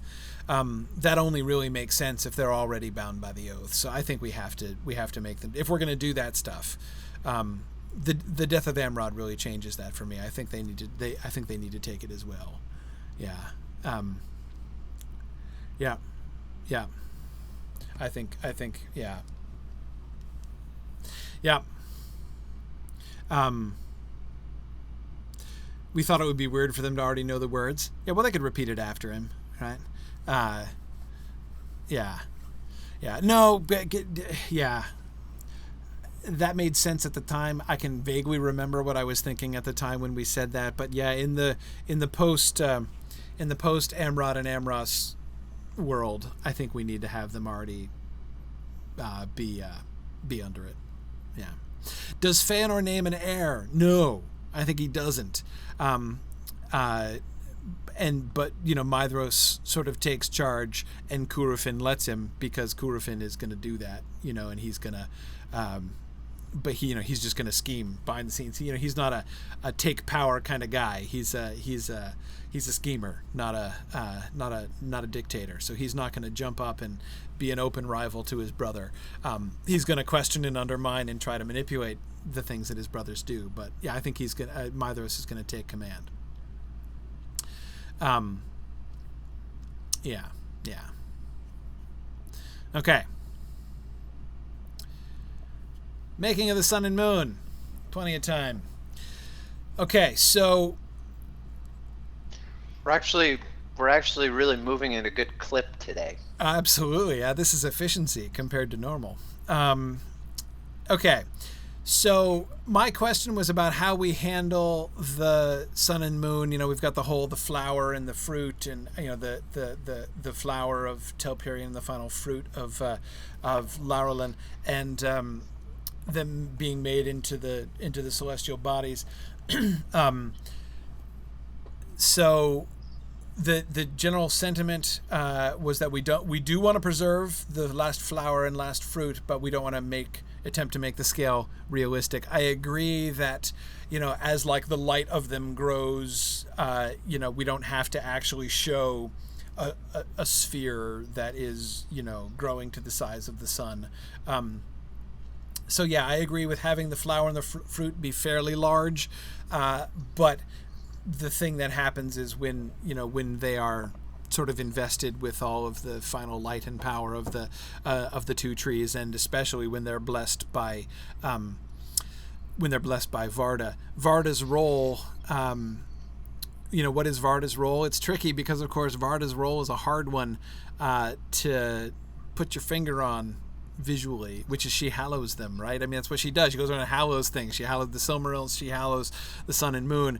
But I think that it's when Varda blesses them is when their light is kind of multiplied. And that's when that should be sort of the final transition of them to celestial bodies, right? Varda kind of sets them off into the sky. Would be my vote for that. Yeah. Yeah, Tony wants to voice his displeasure at the late sun and moon creation altogether. You have an I ally suppose in that, Tony. Tony. I Yeah, suppose he's going to complain about the flat Earth now too. right. Exactly. Yeah, yeah. No, you have an ally in that, Tony, in the late Tolkien, who also voiced his displeasure at the late sun and moon creation altogether. So, yep. I don't fully disagree with him, though I do disagree with his rationale. But whatever.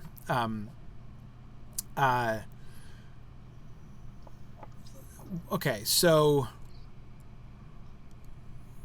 I agree with these other things. Have Aule make the vessels. Are we going to have literal vessels? Like chariots? Are we going to make a thing for the... Because so Aryan and Tilion are chosen to pilot the vessels. Do we actually have to make like a mode of transport that we place the flower and the fruit in, that we have Aryan and Tilion drive away in? Right? I mean, do we need to... I'm not sure we need to make it quite so mechanical as that. I'm thinking maybe what we do is we have the flower and the fruit, and what Aule does is make a thing, right? Make a casing, almost like a I'm thinking almost like a crystal casing, right, for them.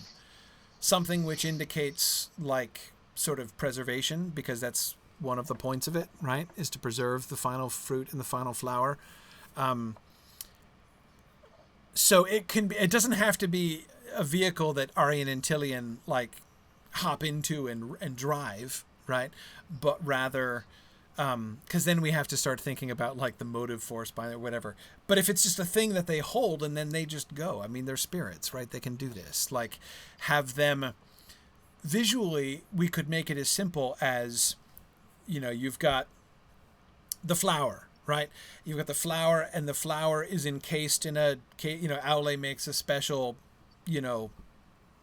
case for the flower, right? Whatever we want to make that look like. And that thing is handed, it could be holdable, right? That thing is then handed to Tilion. And then Varda blesses it, and the light, grows and until we no longer see either the thing that Tilion is holding at first, nor Tilion himself. Both of them are sort of vanish in the glow of the silver light of the moon, and then it rises, and we see the moon in the sky. Like, I don't know. I think we could get away with something as simple as that. What do you think about that, Dave?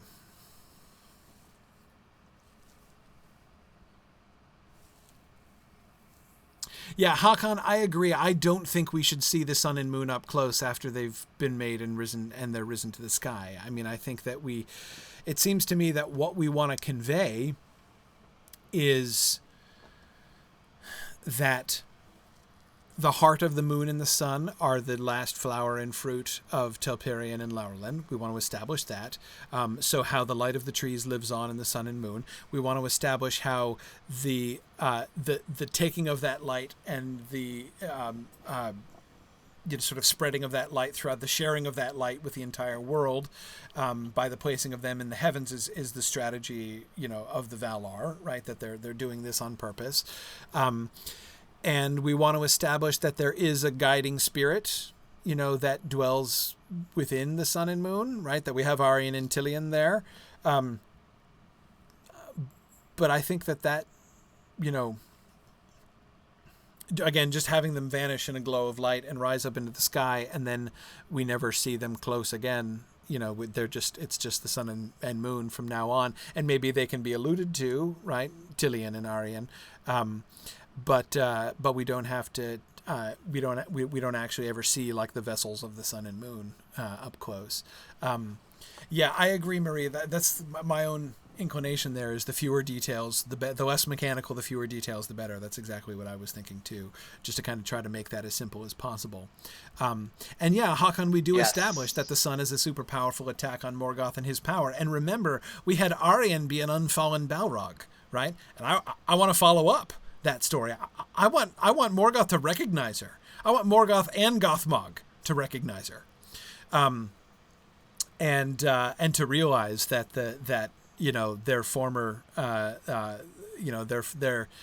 former companion is now like one of the chief instruments of the Valar against them. Yeah, I want to make sure that that's explicit. Yep, I like that idea. Um, the opportunity to portray a good guy Balrog is very exciting. Yeah, I love it. I love it.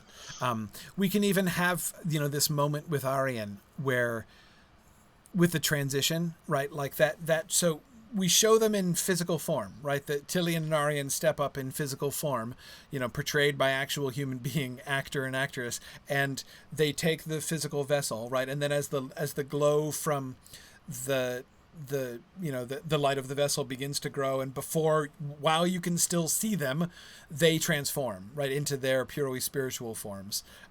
So I would love Aryan to that here's an opportunity for our visual artists, right? This glimpse of Tilion in his spiritual form, this glimpse of Aryan in her spiritual but visible form before she, vanishes within the glow of the sun. To have that one moment where we again see what we haven't seen in 2 years, right? An unfallen, the glory and beauty of an unfallen Balrog revealed, and then the luminance, the light of the sun, overwhelms our vision of that. Exactly, Marie, because Aryan still has wings because she's an unfallen Balrog. Absolutely. So yeah, I think there's a lot of really there's a lot of really cool opportunities for visual artists, and I'm not even going to give any guidance apart from I want to see an awesome Aryan rather with wings. I don't want to. I'm interested to see what our visual artists come up with that. But anyway, the question of the shadow demon attack, I have to admit I want to cut that. You may remember, there's only one like little passage that alludes to the fact that some shadow spirits of Morgoth attack the moon and Tilion fights them off. That episode is like, talk about like the consistency of the overall narrative. It doesn't fit. Tolkien never makes it fit. He never does anything with any of that. If Morgoth has shadow demon spirits who can fly up into the sky, why doesn't he use them to find Gondolin later on? It's just like, I don't want flying spirits. We're going to have a problem if we introduce flying spirits. Having Thuringwethil she's the only Air Force. She and the vampire bats are the only Air Force that Morgoth has, and we're going to be getting rid of them before we get deep into the Gondolin thing. And yes, the eagles defend Gondolin, but how are the eagles going to defend Gondolin from shadow demons who can fly up into like the sphere of the moon, right? That seems to me a whole kettle of fish that we can avoid. It's effortless to avoid it, and I think it creates a bunch of potential problems if we do. Now, Nick asks the very sensible question: do we do anything to establish Tilion as a character? I guess my answer to that, Nick, would be if we wanted to do that, it's too late. If we want to do that, we need to think back. Where could we add Tilion in earlier on to make that? For instance, what about the story of the unrequited love between Tilion and Aryan? I think if we want to make that a thing, we need to set it up before now. Maybe we can work that into season 2 or even earlier in season 3, perhaps. I don't know exactly where. It was never really convenient. We can have him be involved, Marie, with the whole, with the Aurora Borealis thing that we were doing on the Helcaraxa. Tilion can be the instrument of that, perhaps. Though kind of seems to me it should be Aryan, thinking astronomically, but yeah, Mike, we can certainly show Tilion riding with Orome. That's where we would need to do it, Mike, would be to go back and look in season 1 and 2, look at the moments where Orome is involved and give him a, subordinate who maybe we mentioned by name. He can just be kind of a cameo in the early seasons, but so that attentive people will recognize him when he steps forward. He should be standing at the side of Orome. When he steps forward, they should call for volunteers, and he should, be standing next to Orome and step forward and volunteer. So we can do that, but but again, it seems to me that if we're going to introduce their characters, we have to do it. We have to go back and do it, which may be worth doing. But at the same time, I'm not going to be broken up if we don't. I mean, we're not going to use them again. I mean, we're going to be using the sun and moon tolerably regularly throughout the rest of the show, but it's not like we're going to make Tilion and Aryan characters who are going to really do much after this. So I don't know that detailed development of their characters is necessary. How are we going to pay that off, right? Other than just making it a recognizable pair of people who take up the sun and the moon. It just doesn't seem to me crucial. But absolutely, yeah, Nick, please go do some digging around in season 2. And if you can find some good places to bring in Aryan and Tilion, I have no problems with that at all. All right. Retconning already. That's right. Hey, that's what it's all about, That's the good thing about doing this all at before any of it airs, right? Because we're not stuck with what we already did in season 1 and 2. So that's cool. Yeah. Ooh, Marielle Gage points out they could come in if we keep the Ungoliant sun and moon story. Ooh, that's an interesting suggestion, Marielle. Marielle, of course, is referring to the implication story never composed. Well, actually, it is kind of written in one place. That is in that one version of the Errantry poem. But anyway, where Ungoliant is scheming to trap the sun and moon in her webs and before she's killed by Eärendil. I am certainly... we talked about wanting to keep the adventures of Eärendil and all the opportunities we're going to have to do cool things with the adventures of Eärendil when we get there. So having him fight and kill Ungoliant, I'm open to putting that back in or keeping that in.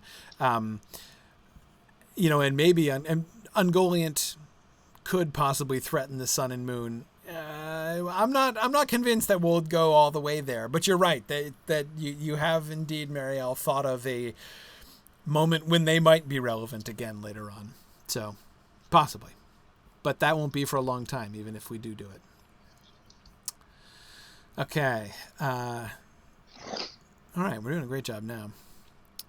Okay. So we should remember that this is our last big scene with the Valar. They're going to have their council where they decide to do the hiding of Valinor. We're not going to show the hiding of Valinor yet. We'll show that in episode 13. But they decide to do the hiding of Valinor.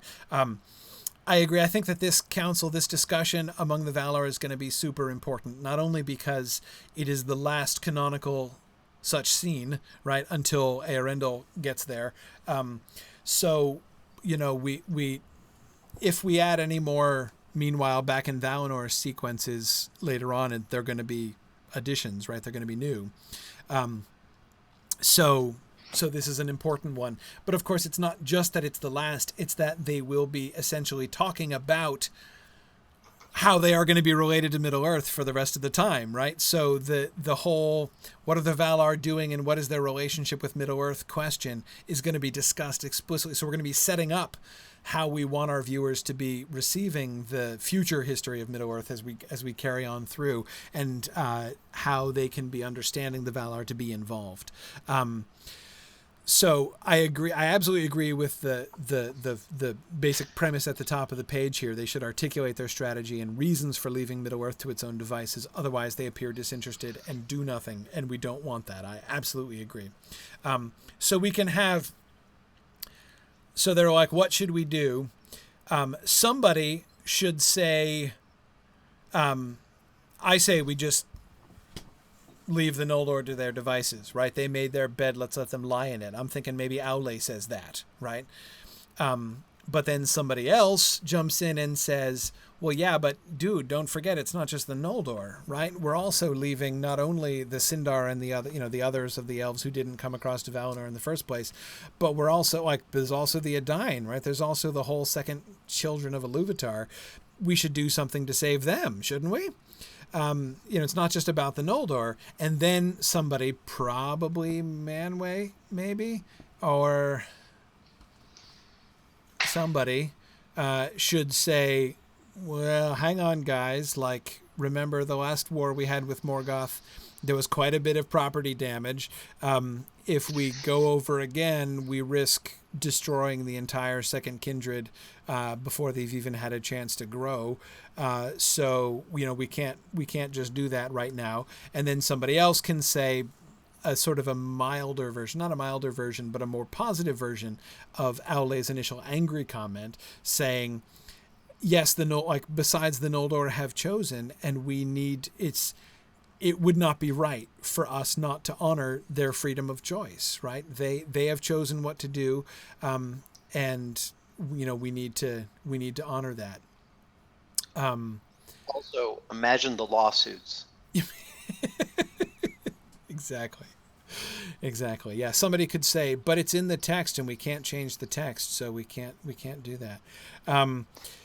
I think I think for sure we need to make it clear that that they are neither spiteful nor lazy. Yes, exactly. So the upshot, and I think I think one thing we can do is if we connect it to the sun and the moon, is we can make it clear that sort of the idea here is to try and prevent the greater evil, which is going over there and then just destroying everything. Right. But also, emphasize this point about allowing the Noldor to have freedom and freedom of choice, and point out that that they're taking what actions they can to enable that and to give them at least a fighting chance. So things like the sun and the moon, it's Morgoth likes darkness. That's how he operates best. So let's at least shine some light on him and give the Noldor, a sign of hope, so they know that they haven't been abandoned. Yeah. I'm thinking the overall flow of the conversation goes like this. The first question that they're trying to decide on is, do we go over? Right. Do we go right now and defeat Morgoth and help them? Right, because Morgoth broke probation, right? He did all kinds of bad things. He destroyed the trees, right? They have every kind of, they were just chasing him. They were trying to recapture him when he was fleeing. So they know where he is now, right? He set himself up in Angband. So Tolkas, I would think, would be like, permission please to go over and kick Morgoth's butt and drag him back to Valinor, right? Tolkas would even assume, I would think, that that's the next step, right? You just sent me out to chase him up north and I didn't catch him. Now I know where he is. Can I go nab him, right? Should be Tolkas's question. Mm-hmm. And anyway, so the first question is, do we go over there?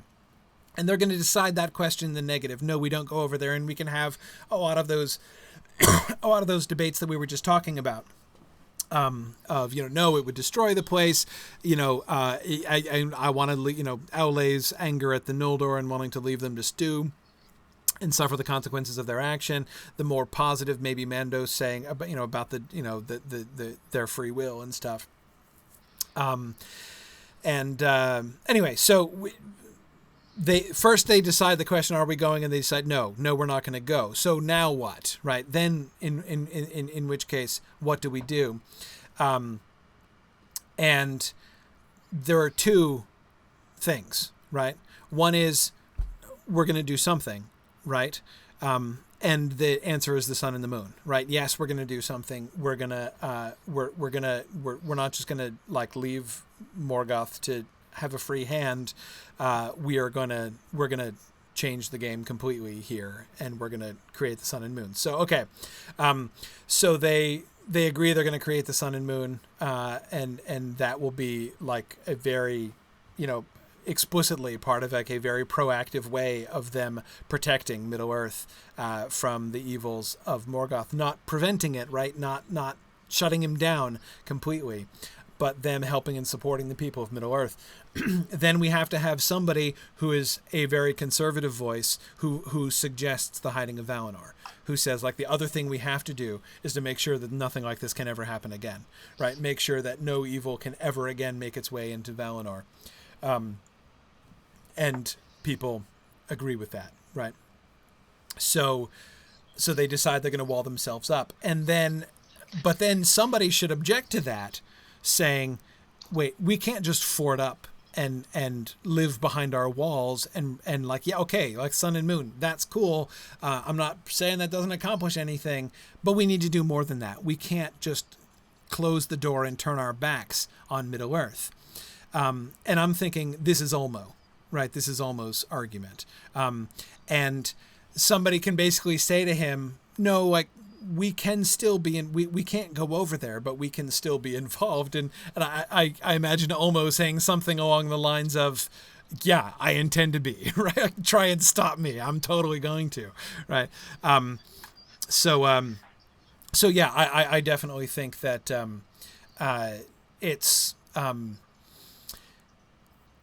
it ends with Ulmo's declared intention to continue influencing events, to continue taking a hand in what's going on over, even though he can't participate directly, even though he can't fight against Morgoth, he can still take part in events. And I think we could even, leave with some implication that he's not going to be alone in that. Others can agree with him. We can even just show by like the nodding of other heads around the table that, around the circle, that there are others who are planning to do the same thing that he is, and to take a hand. And that then sets us up for suggesting the intervention of the Valar in events of non-Ulmo Valar in the events to come. Yes, Mariel, I can't imagine Yavanna being like, okay, no, I'm good. Like, I'm not going to worry about the rest of Middle-earth. Of course she's going to worry about the rest of Middle-earth, right? She's gonna take a hand in some ways. Orome, yeah, absolutely. Absolutely. But yes, Mariel, Ulmo, I would think Ulmo would be fairly pugnacious about this, right? Like some could be like pushing to say like, so like, are we in agreement that we will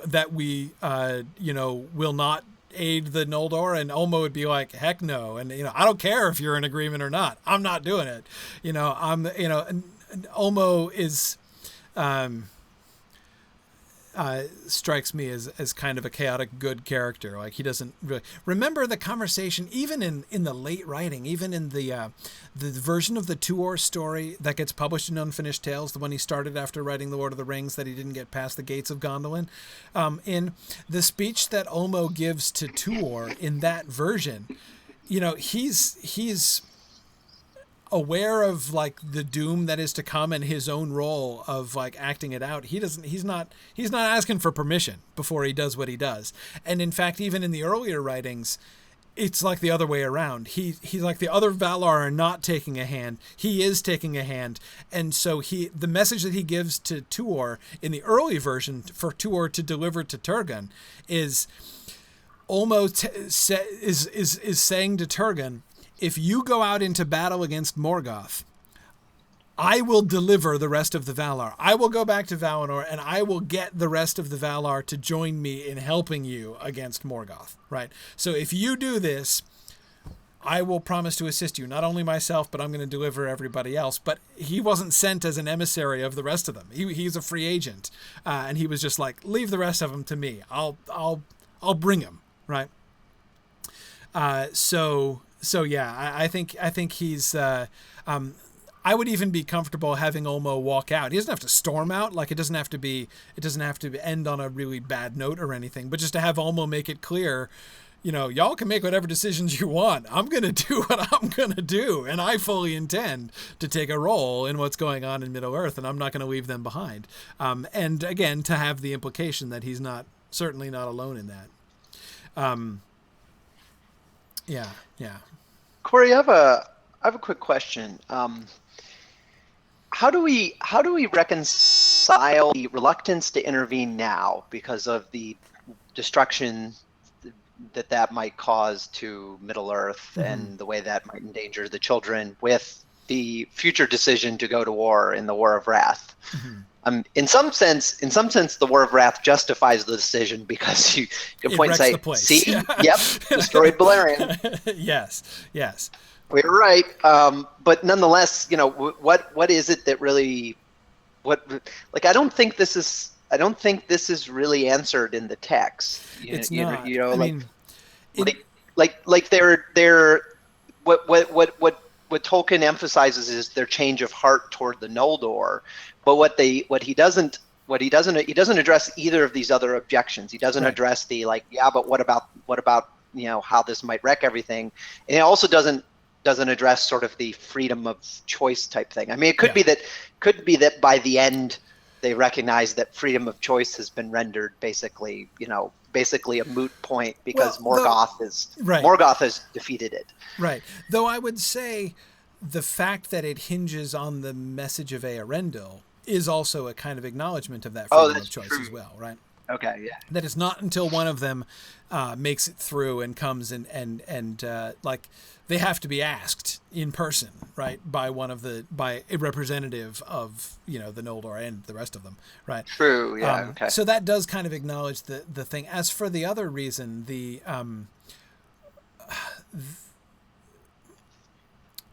I guess that the main, you're right that the text doesn't address it exactly, but the thing that I would say, how I would explain it, is the time is not ripe for it yet.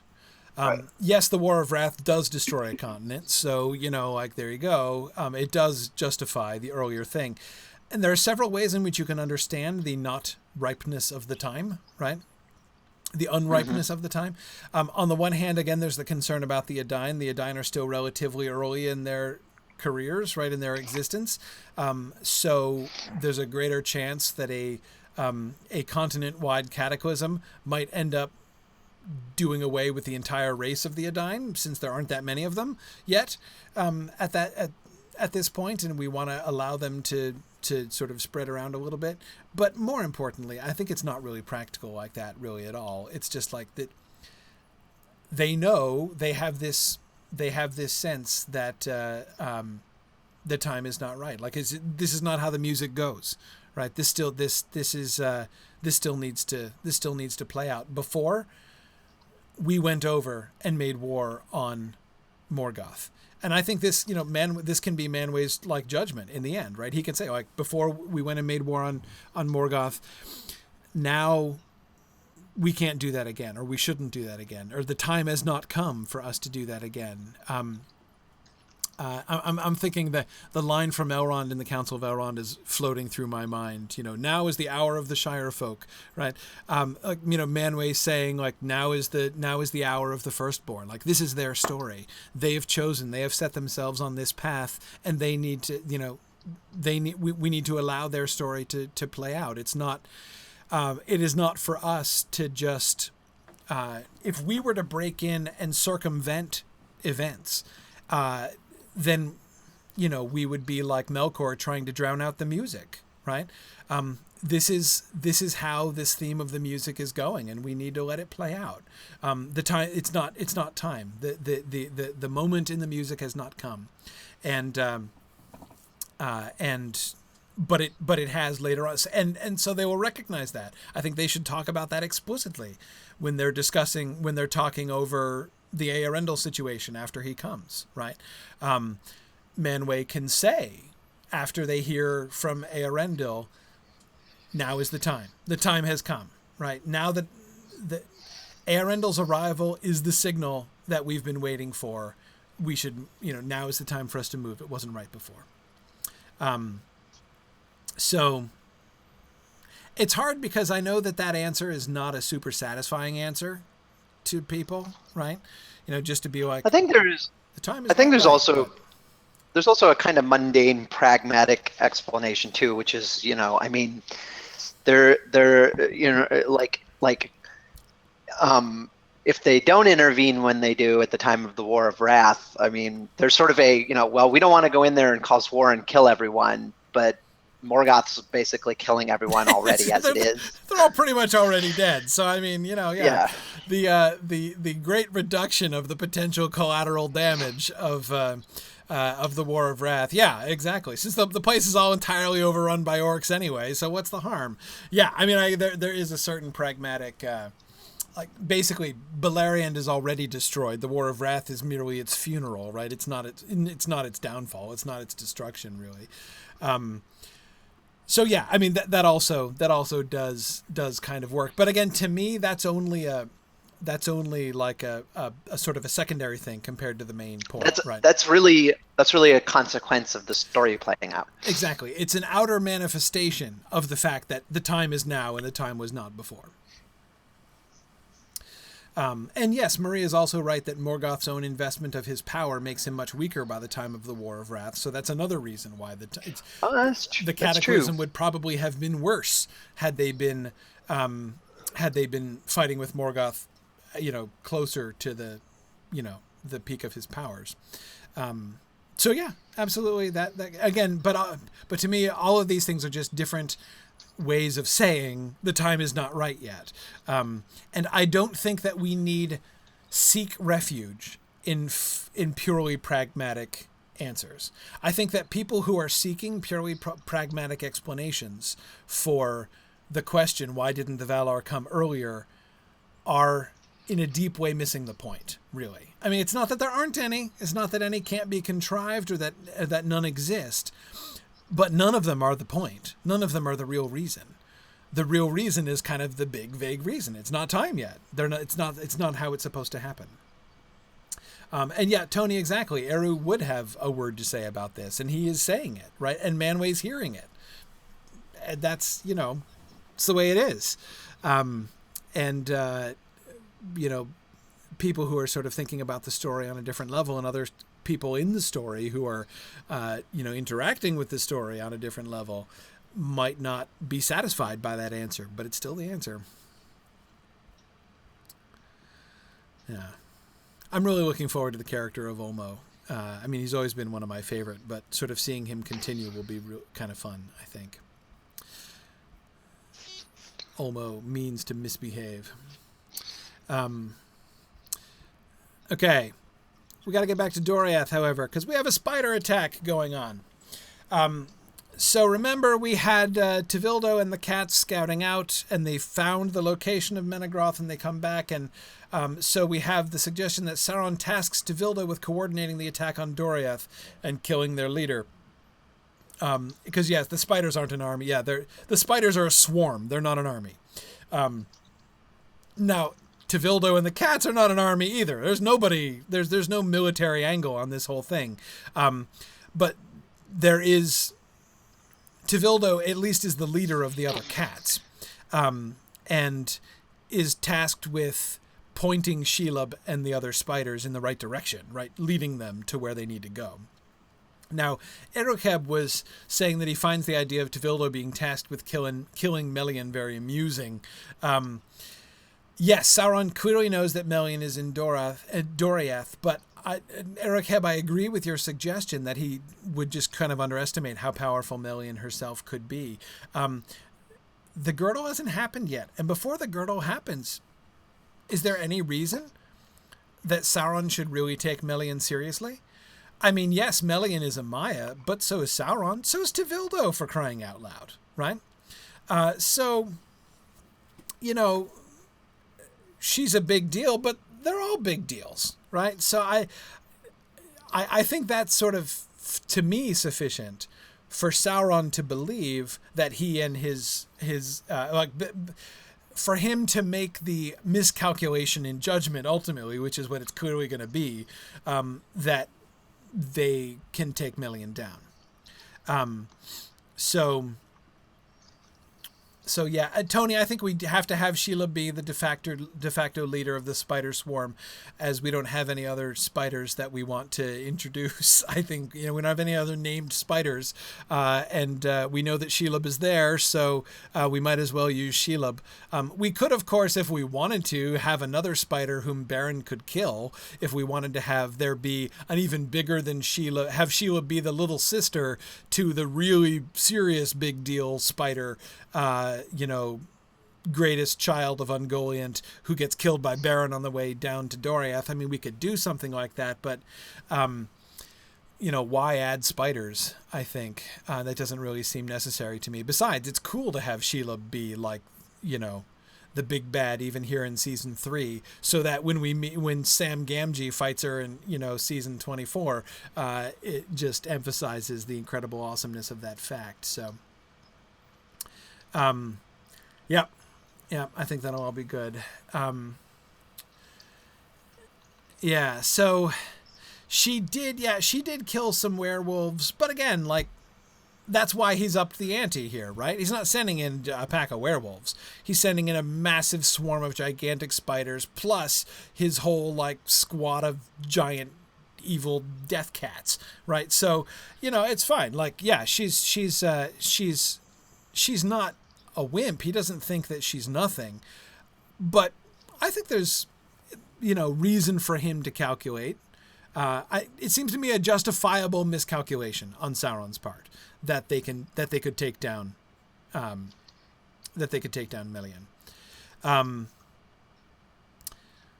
Okay, yeah. So yes, I agree. The spider should be a completely unexpected surprise. The elves, they're prepared for orcs. They're prepared for werewolves.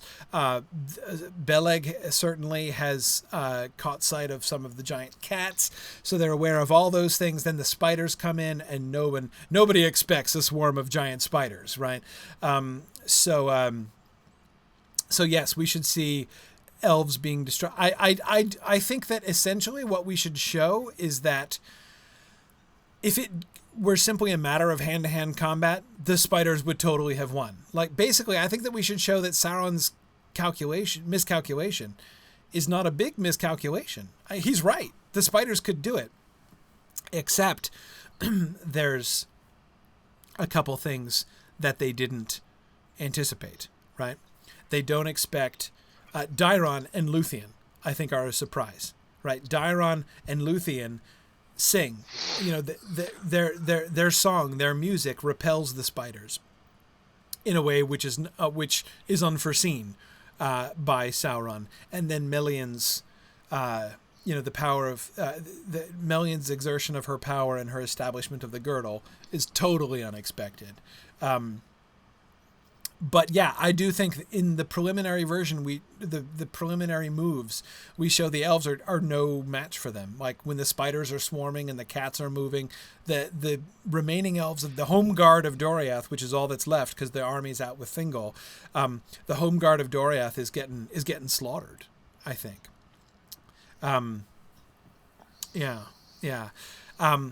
Dave, how do you think we do the music thing? We need to have Luthien singing and dancing, and we need to have Dairon playing his instrument, right? How do we do the music battle with the spiders? This is quite possibly the single hardest thing we will ever deal with in the course of the Silmarillion film project will be how to do the music. How to do song magic. Battles. Yeah. Mm-hmm. I mean, this one at least is a little bit easier than say the sing off with Sauron, because this one you can kind of make it look almost like sort of a chanty spell casting. Yeah. But I honestly, I have no clue what's the right way to do this so that like on the one hand, if we just do it as described in the text, it'll look really stupid. On the other hand, if we pull a Peter Jackson and we just give up on this concept and we go to shooting fireballs, like that's right. also or like very dissatisfying. Give Luthien a pair of swords and make her ninja girl. Also exactly. incredibly dissatisfying. Yeah. Halstein, I don't think it's a great idea for Luthien to be singing the Itsy Bitsy Spider song, though it's a good suggestion. Also, what about old Tom Navi? Right? No, hey, no, that happens, right? That I want there to be, and this is a direct challenge. Is that Daron? Yes, exactly. It's Dairon. This is a direct challenge to Philip and any other of our composers. I want Dairon's song to be echoed in Bilbo's song. When Bilbo say, like, it should be something Bilbo's not aware of it, right? But we should hear it. We should be able to hear the echo. I'm not saying that Luthien utters the words Attercop or Tom Noddy or Lazy Lob, Milthaliel, but we totally should have some kind of clear connection, so that when you play those two scenes side by side, you can hear the connection. That absolutely must occur. So, all right, Dave, here's my only suggestion. By the way, I have a Finrod Sauron music battle idea, but we'll get to that later on. Here's my idea here. Ultimately, we're going to do the girdle, right? And the thought for my picture of the girdle is Melian steps out of the gates of Menegroth and crosses the river, and she sings, right? And she's singing her song, and this, like, you know, explosion of light, you know, which shows like the you know, blast effect, you know, all around this, and the spiders get pushed back. So she just sings, and this like radius of light which repels, you know, the spiders, and they're all running away and fleeing as like the light is coming, and then the light stops. The sphere of light that goes out from her as she sings stops at the edges of Doriath and fades. I mean, it's not always glowing like a glowing dome, you know, in the middle of the continent, but, you know, maybe is still visible in some kind of very faint shimmer or something, so that you can see that it's still there. But, you know, the power of her song being visually represented by light is what makes sense to me there.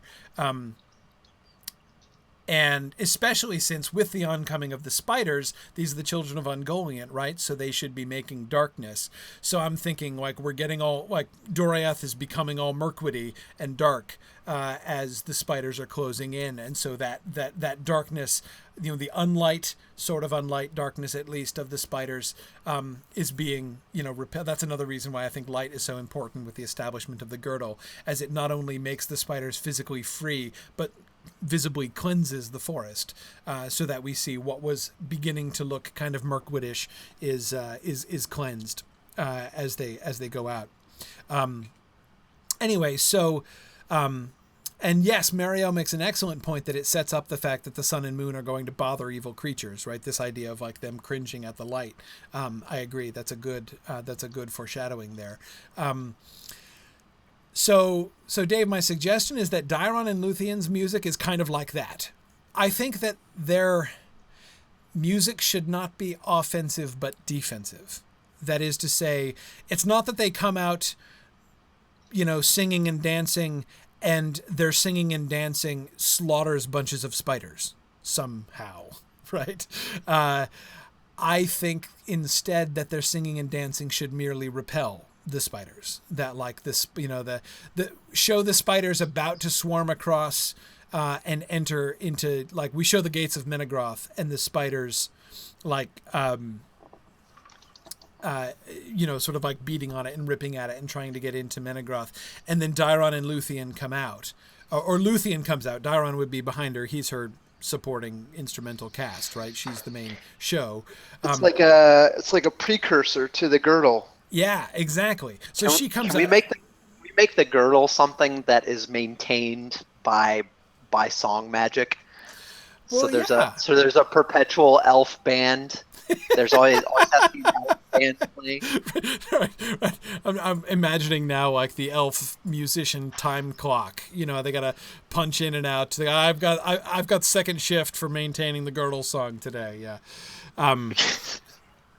But anyway, so yeah, have Luthien step out of the shattering gates, right? And the spiders just be drawing back from her, and she sings, and Dairon comes and joins her, and we got his music and her song, and she's dancing, and the light is sort of glowing around them as they sing, and she dances, and the spiders are like pulling back, and they're uneasy, and they don't know what's happening, and then have Melian step forward, and she joins in the song, and when she joins in the song, that's when we get like the nuclear blast of the light and the spiders all scurrying away.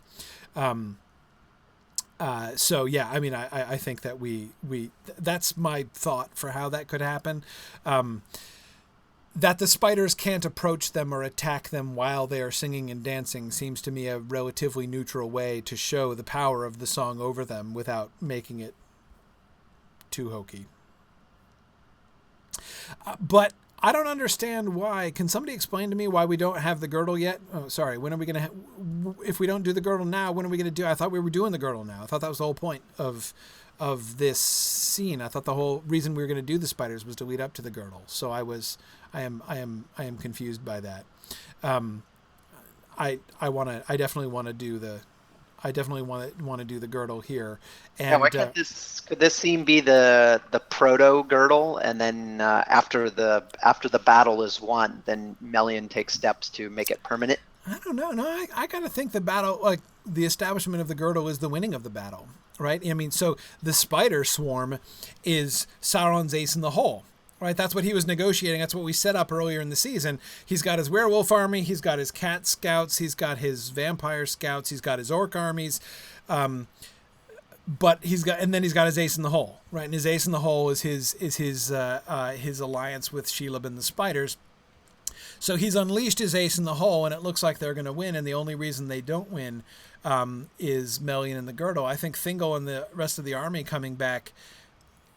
Maybe we can have a moment with Beleg inside, right, saying like, surely, Thingol will return soon from his battle in the east, and they're hoping, but there's only a small hope that even Thingol with his army is going to be able to repel all these spiders because they were just slaughtering the elves that stood up to them in the forest. So what are they getting? So. It looks like it's completely hopeless until Luthien steps out and starts singing, and then Melian steps out and starts singing, and so it ends up being not Thingol or any of the warriors, but Luthien and finally Melian, who ultimately defeat the spiders. I think that Thingol then returns. He can still fight them, right? Thingol's army is returning, and so I think he comes... I see Thingol and his army approaching Doriath as the girdle goes up, right? So they hear the song, they see the light, right? And they're sort of taken aback and then they see like some, not all, of the spiders who are fleeing from there, and they would then hunt down some of the spiders that have fled on that side. But most of the spiders get away. I mean, that's why they take refuge up in Ered Gorgoroth, and that's how we get the whole Ered Gorgoroth situation, and why they're right there and they're near the girdle, but they're outside it and they're still angry about it, and they're kind of hovering around on the outskirts of Doriath. So I like it. This seems like the time. Some of the some folks like Marie Prosser were pointing out. I guess we wanted, for some reason, they wanted the spider attacks to last longer. I don't see why. Like, I think this is the major spider battle should be one episode, and then the spiders remain a threat on the outskirts of the. Because I mean, keep in mind the girdle's not isn't a complete solution. Right. It keeps them out of Doriath and Menengroth, but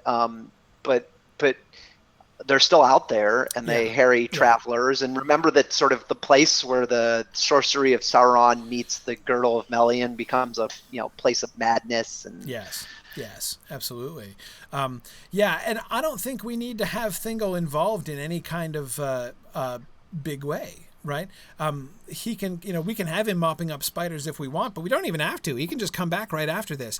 We've already given Thingol an opportunity to be awesome in battle when he comes and destroys the Orc army, gives the final blow that destroys the Orc army and saves the last of the Green Elves. So he's already been awesome in battle. I don't think we need, and what we're establishing by doing that, by having him return just in time to see the girdle thrown up and the spiders fleeing, makes it pretty clear that it is not Thingol and his army that is protecting Doriath, right? It's Melian and her power that is protecting Doriath, and that's good. We want to establish that, really. And we're doing it at a good point, right? Instead of merely showing Thingol being a weak stay-at-home king whose wife takes care of everything, which there's a serious risk he could become, by having him return triumphant from a battle to find that his wife Melian has, supernaturally secured the region and prevented anybody from ever attacking them again, puts him in, like, he's not incapable, right? He's not a complete loser, but it's Melian's power, not his, that's protecting Doriath, no question. So, okay, so it seems like the concern among the folks in the QA is that, one, that this is like anticlimactic if the spiders arrive and then immediately get driven off, and also maybe this episode's getting packed. Like, I think that's fine. Maybe we introduce the spiders this episode and we show the aftermath of their first attack, like a bunch of dead elves or whatever, and then we push the Dairon Melian scene to another episode or something. If the concern is about things being overloaded, if that fits, I'd be fine with that. Simple fix.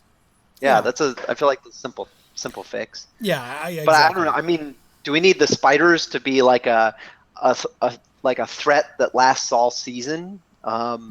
I mean, maybe it could be. Maybe there's 2 or 3 episodes of like of the spiders being like a secret threat in the woods, and like the elves don't know what's going on. Where's Fred? We went out on a scouting patrol. He never came back. Right? Like we could do something like that where it's a mystery that lasts half a season or something. I kind of prefer that, like, there's already the cat sneaking around, right? So I kind of like the fact that there is something mysterious sneaking around in the woods. And when Beleg comes back and is like, there are some bloody great cats sneaking around out there, that they think they've solved it, right? And so they're like, oh, okay, so let us prepare to be assaulted by giant evil cats, and they're prepared for that. And then, they didn't see, nobody expects the swarm of giant spiders. I think it's much better if that just kind of swoops in from the elves' perspective out of nowhere. Sure.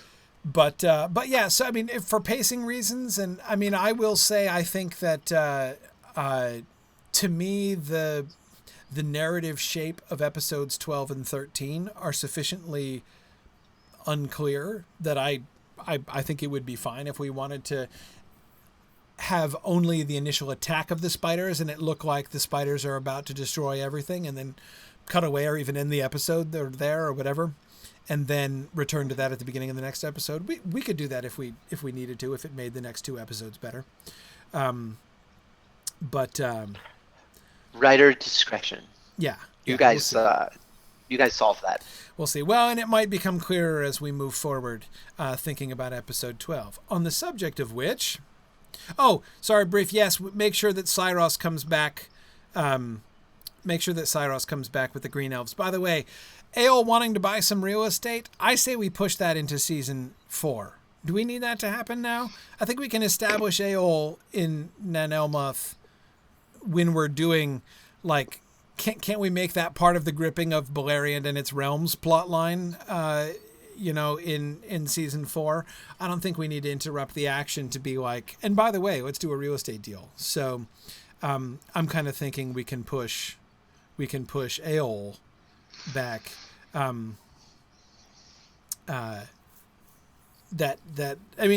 Maybe we can think about it. We certainly don't want to do it in this episode. But I agree, we should make sure that we should show Cyros coming back home with Thingol. Cyros is going to be one of Thingol's councilmen from now on. One question about that. If we're going to fiddle a little bit with sort of the order of events or the timing here across a few episodes, do we want to say for sure that Thingol arrives before, like after the creation of the girdle? So whenever the creation of the girdle happens, Thingol arrives after that, or Yes. do Yes, do after. we have flexibility here? Definitely Okay. after. All right. Yeah. And actually, quick question: can green elves get through the girdle? Can green elves get through the girdle? Who Yeah, can sure. who is supposed to be able to make their way through the girdle, and who is supposed to be kept out? People with invitations can get through the girdle. Oh, okay. So it's not Uh, even just any elf. yeah, I mean, I think it's. I think. I think we shouldn't. We don't need to specify at this point. But my thought is, at this point, it's sort of designed to let all elves through, or maybe it lets all elves through, but it won't like. I think it'd be kind of cool if the guilt of the kinslaying actually prevented it and people didn't understand why. But we'll see. But I like it. Later, yeah, I like it. yeah, yeah. I would kind of like to have like one of the sons of Fëanor try to visit and not be able to, and nobody really understand why he turns back. But anyway, that's clearly a season 4 question. So we'll push that on. Anyway, so next time, speaking of episode 12, as we were, our next so 3 questions focused on 3 different characters. Fingolfin. Fingolfin is finally going to arrive in Middle-earth. We are finished the crossing of the Helcaraxa in episode 12. How do we make his arrival in Middle-earth fitting? Right? I mean, what does he do? How does he arrive? How do we handle that? I want to make sure, and by fitting, I mean fit as a fitting end of the crossing of the Helcaraxa subplot, right? For the decisions that they have made and why they have persevered, and what they're thinking when they arrive. We need to make sure that it fits with that. We need to make it a sufficiently sort of climactic moment, right?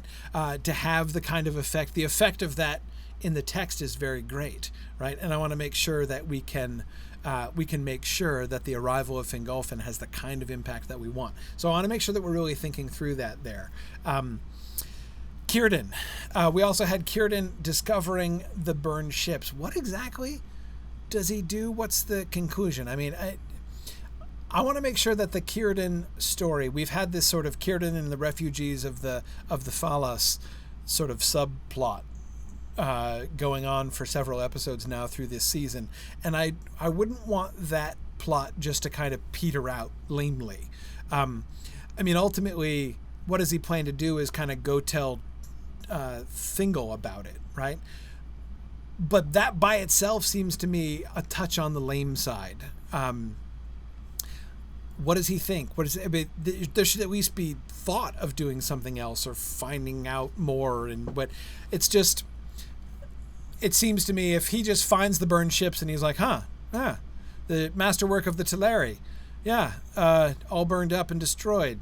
Unidentified bones of an elf among them. What happened here? Who died here? What did this? I don't know. Let's just go back and talk to Thingol about it. Like that seems to be lame. So I want to think through basically what's the end of Círdan's story here in season 3, as I want us to be thinking about that. And then third, Maedhros. We're going to have Maedhros accepting the parley at which he's going to be captured, and which will lead to him being stapled to the wall in episode 13. What's he thinking? How does this work? Is he just duped? Yeah. How do we make him not look dumb? Marielle is exactly what I'm thinking. Is he just suckered in, right? And if not, why not? Anyway, so I want to make sure, and of course we also have now the additional complexities of the post-Fëanor sort of political climate among the sons of Fëanor as well, right? So, like for instance, what is Curufin's role in Maedhros accepting the parley, right? Is this part of Curufin's scheme to get rid of older brother, right? Does Curufin not only advise him, Mariel, does Curufin maneuver him into accepting, right? Hoping that this is going to get older brother out of the way. I don't know. I mean, there are lots of ways we could play that. So I want to make sure that we're thinking through that in detail. So these are the three things that I was thinking of. I would add to this now in response to the discussion we had earlier. We need lots and lots of Amras. No, I'm just kidding. I would say it in response to what we were just talking about, thinking about the girdle. If we do add the girdle here, I want to think how we do that and how we make it fit thematically. We have the rising of the moon happening in this episode as well. So, how do we have the raising of the girdle and the rising of the moon are, as Mariel, as you were suggesting earlier, there's some parallels there. We want to make sure that we're handling those parallels thoughtfully there. So, anyway, those are my questions for next time, things I want you to think about as we're moving into episode 12. Thanks, everybody, as always, for joining us. Thank you, Dave, for that was a good episode. Yeah, that's really fun. So I'll say thanks. 2 weeks, March 23rd. We're back to our regular schedule. So Friday, March 23rd at 10 a.m. Eastern Time, as always. And look forward to, we're getting towards the very end of the season now. So I will say, as always, thanks for listening and Godspeed.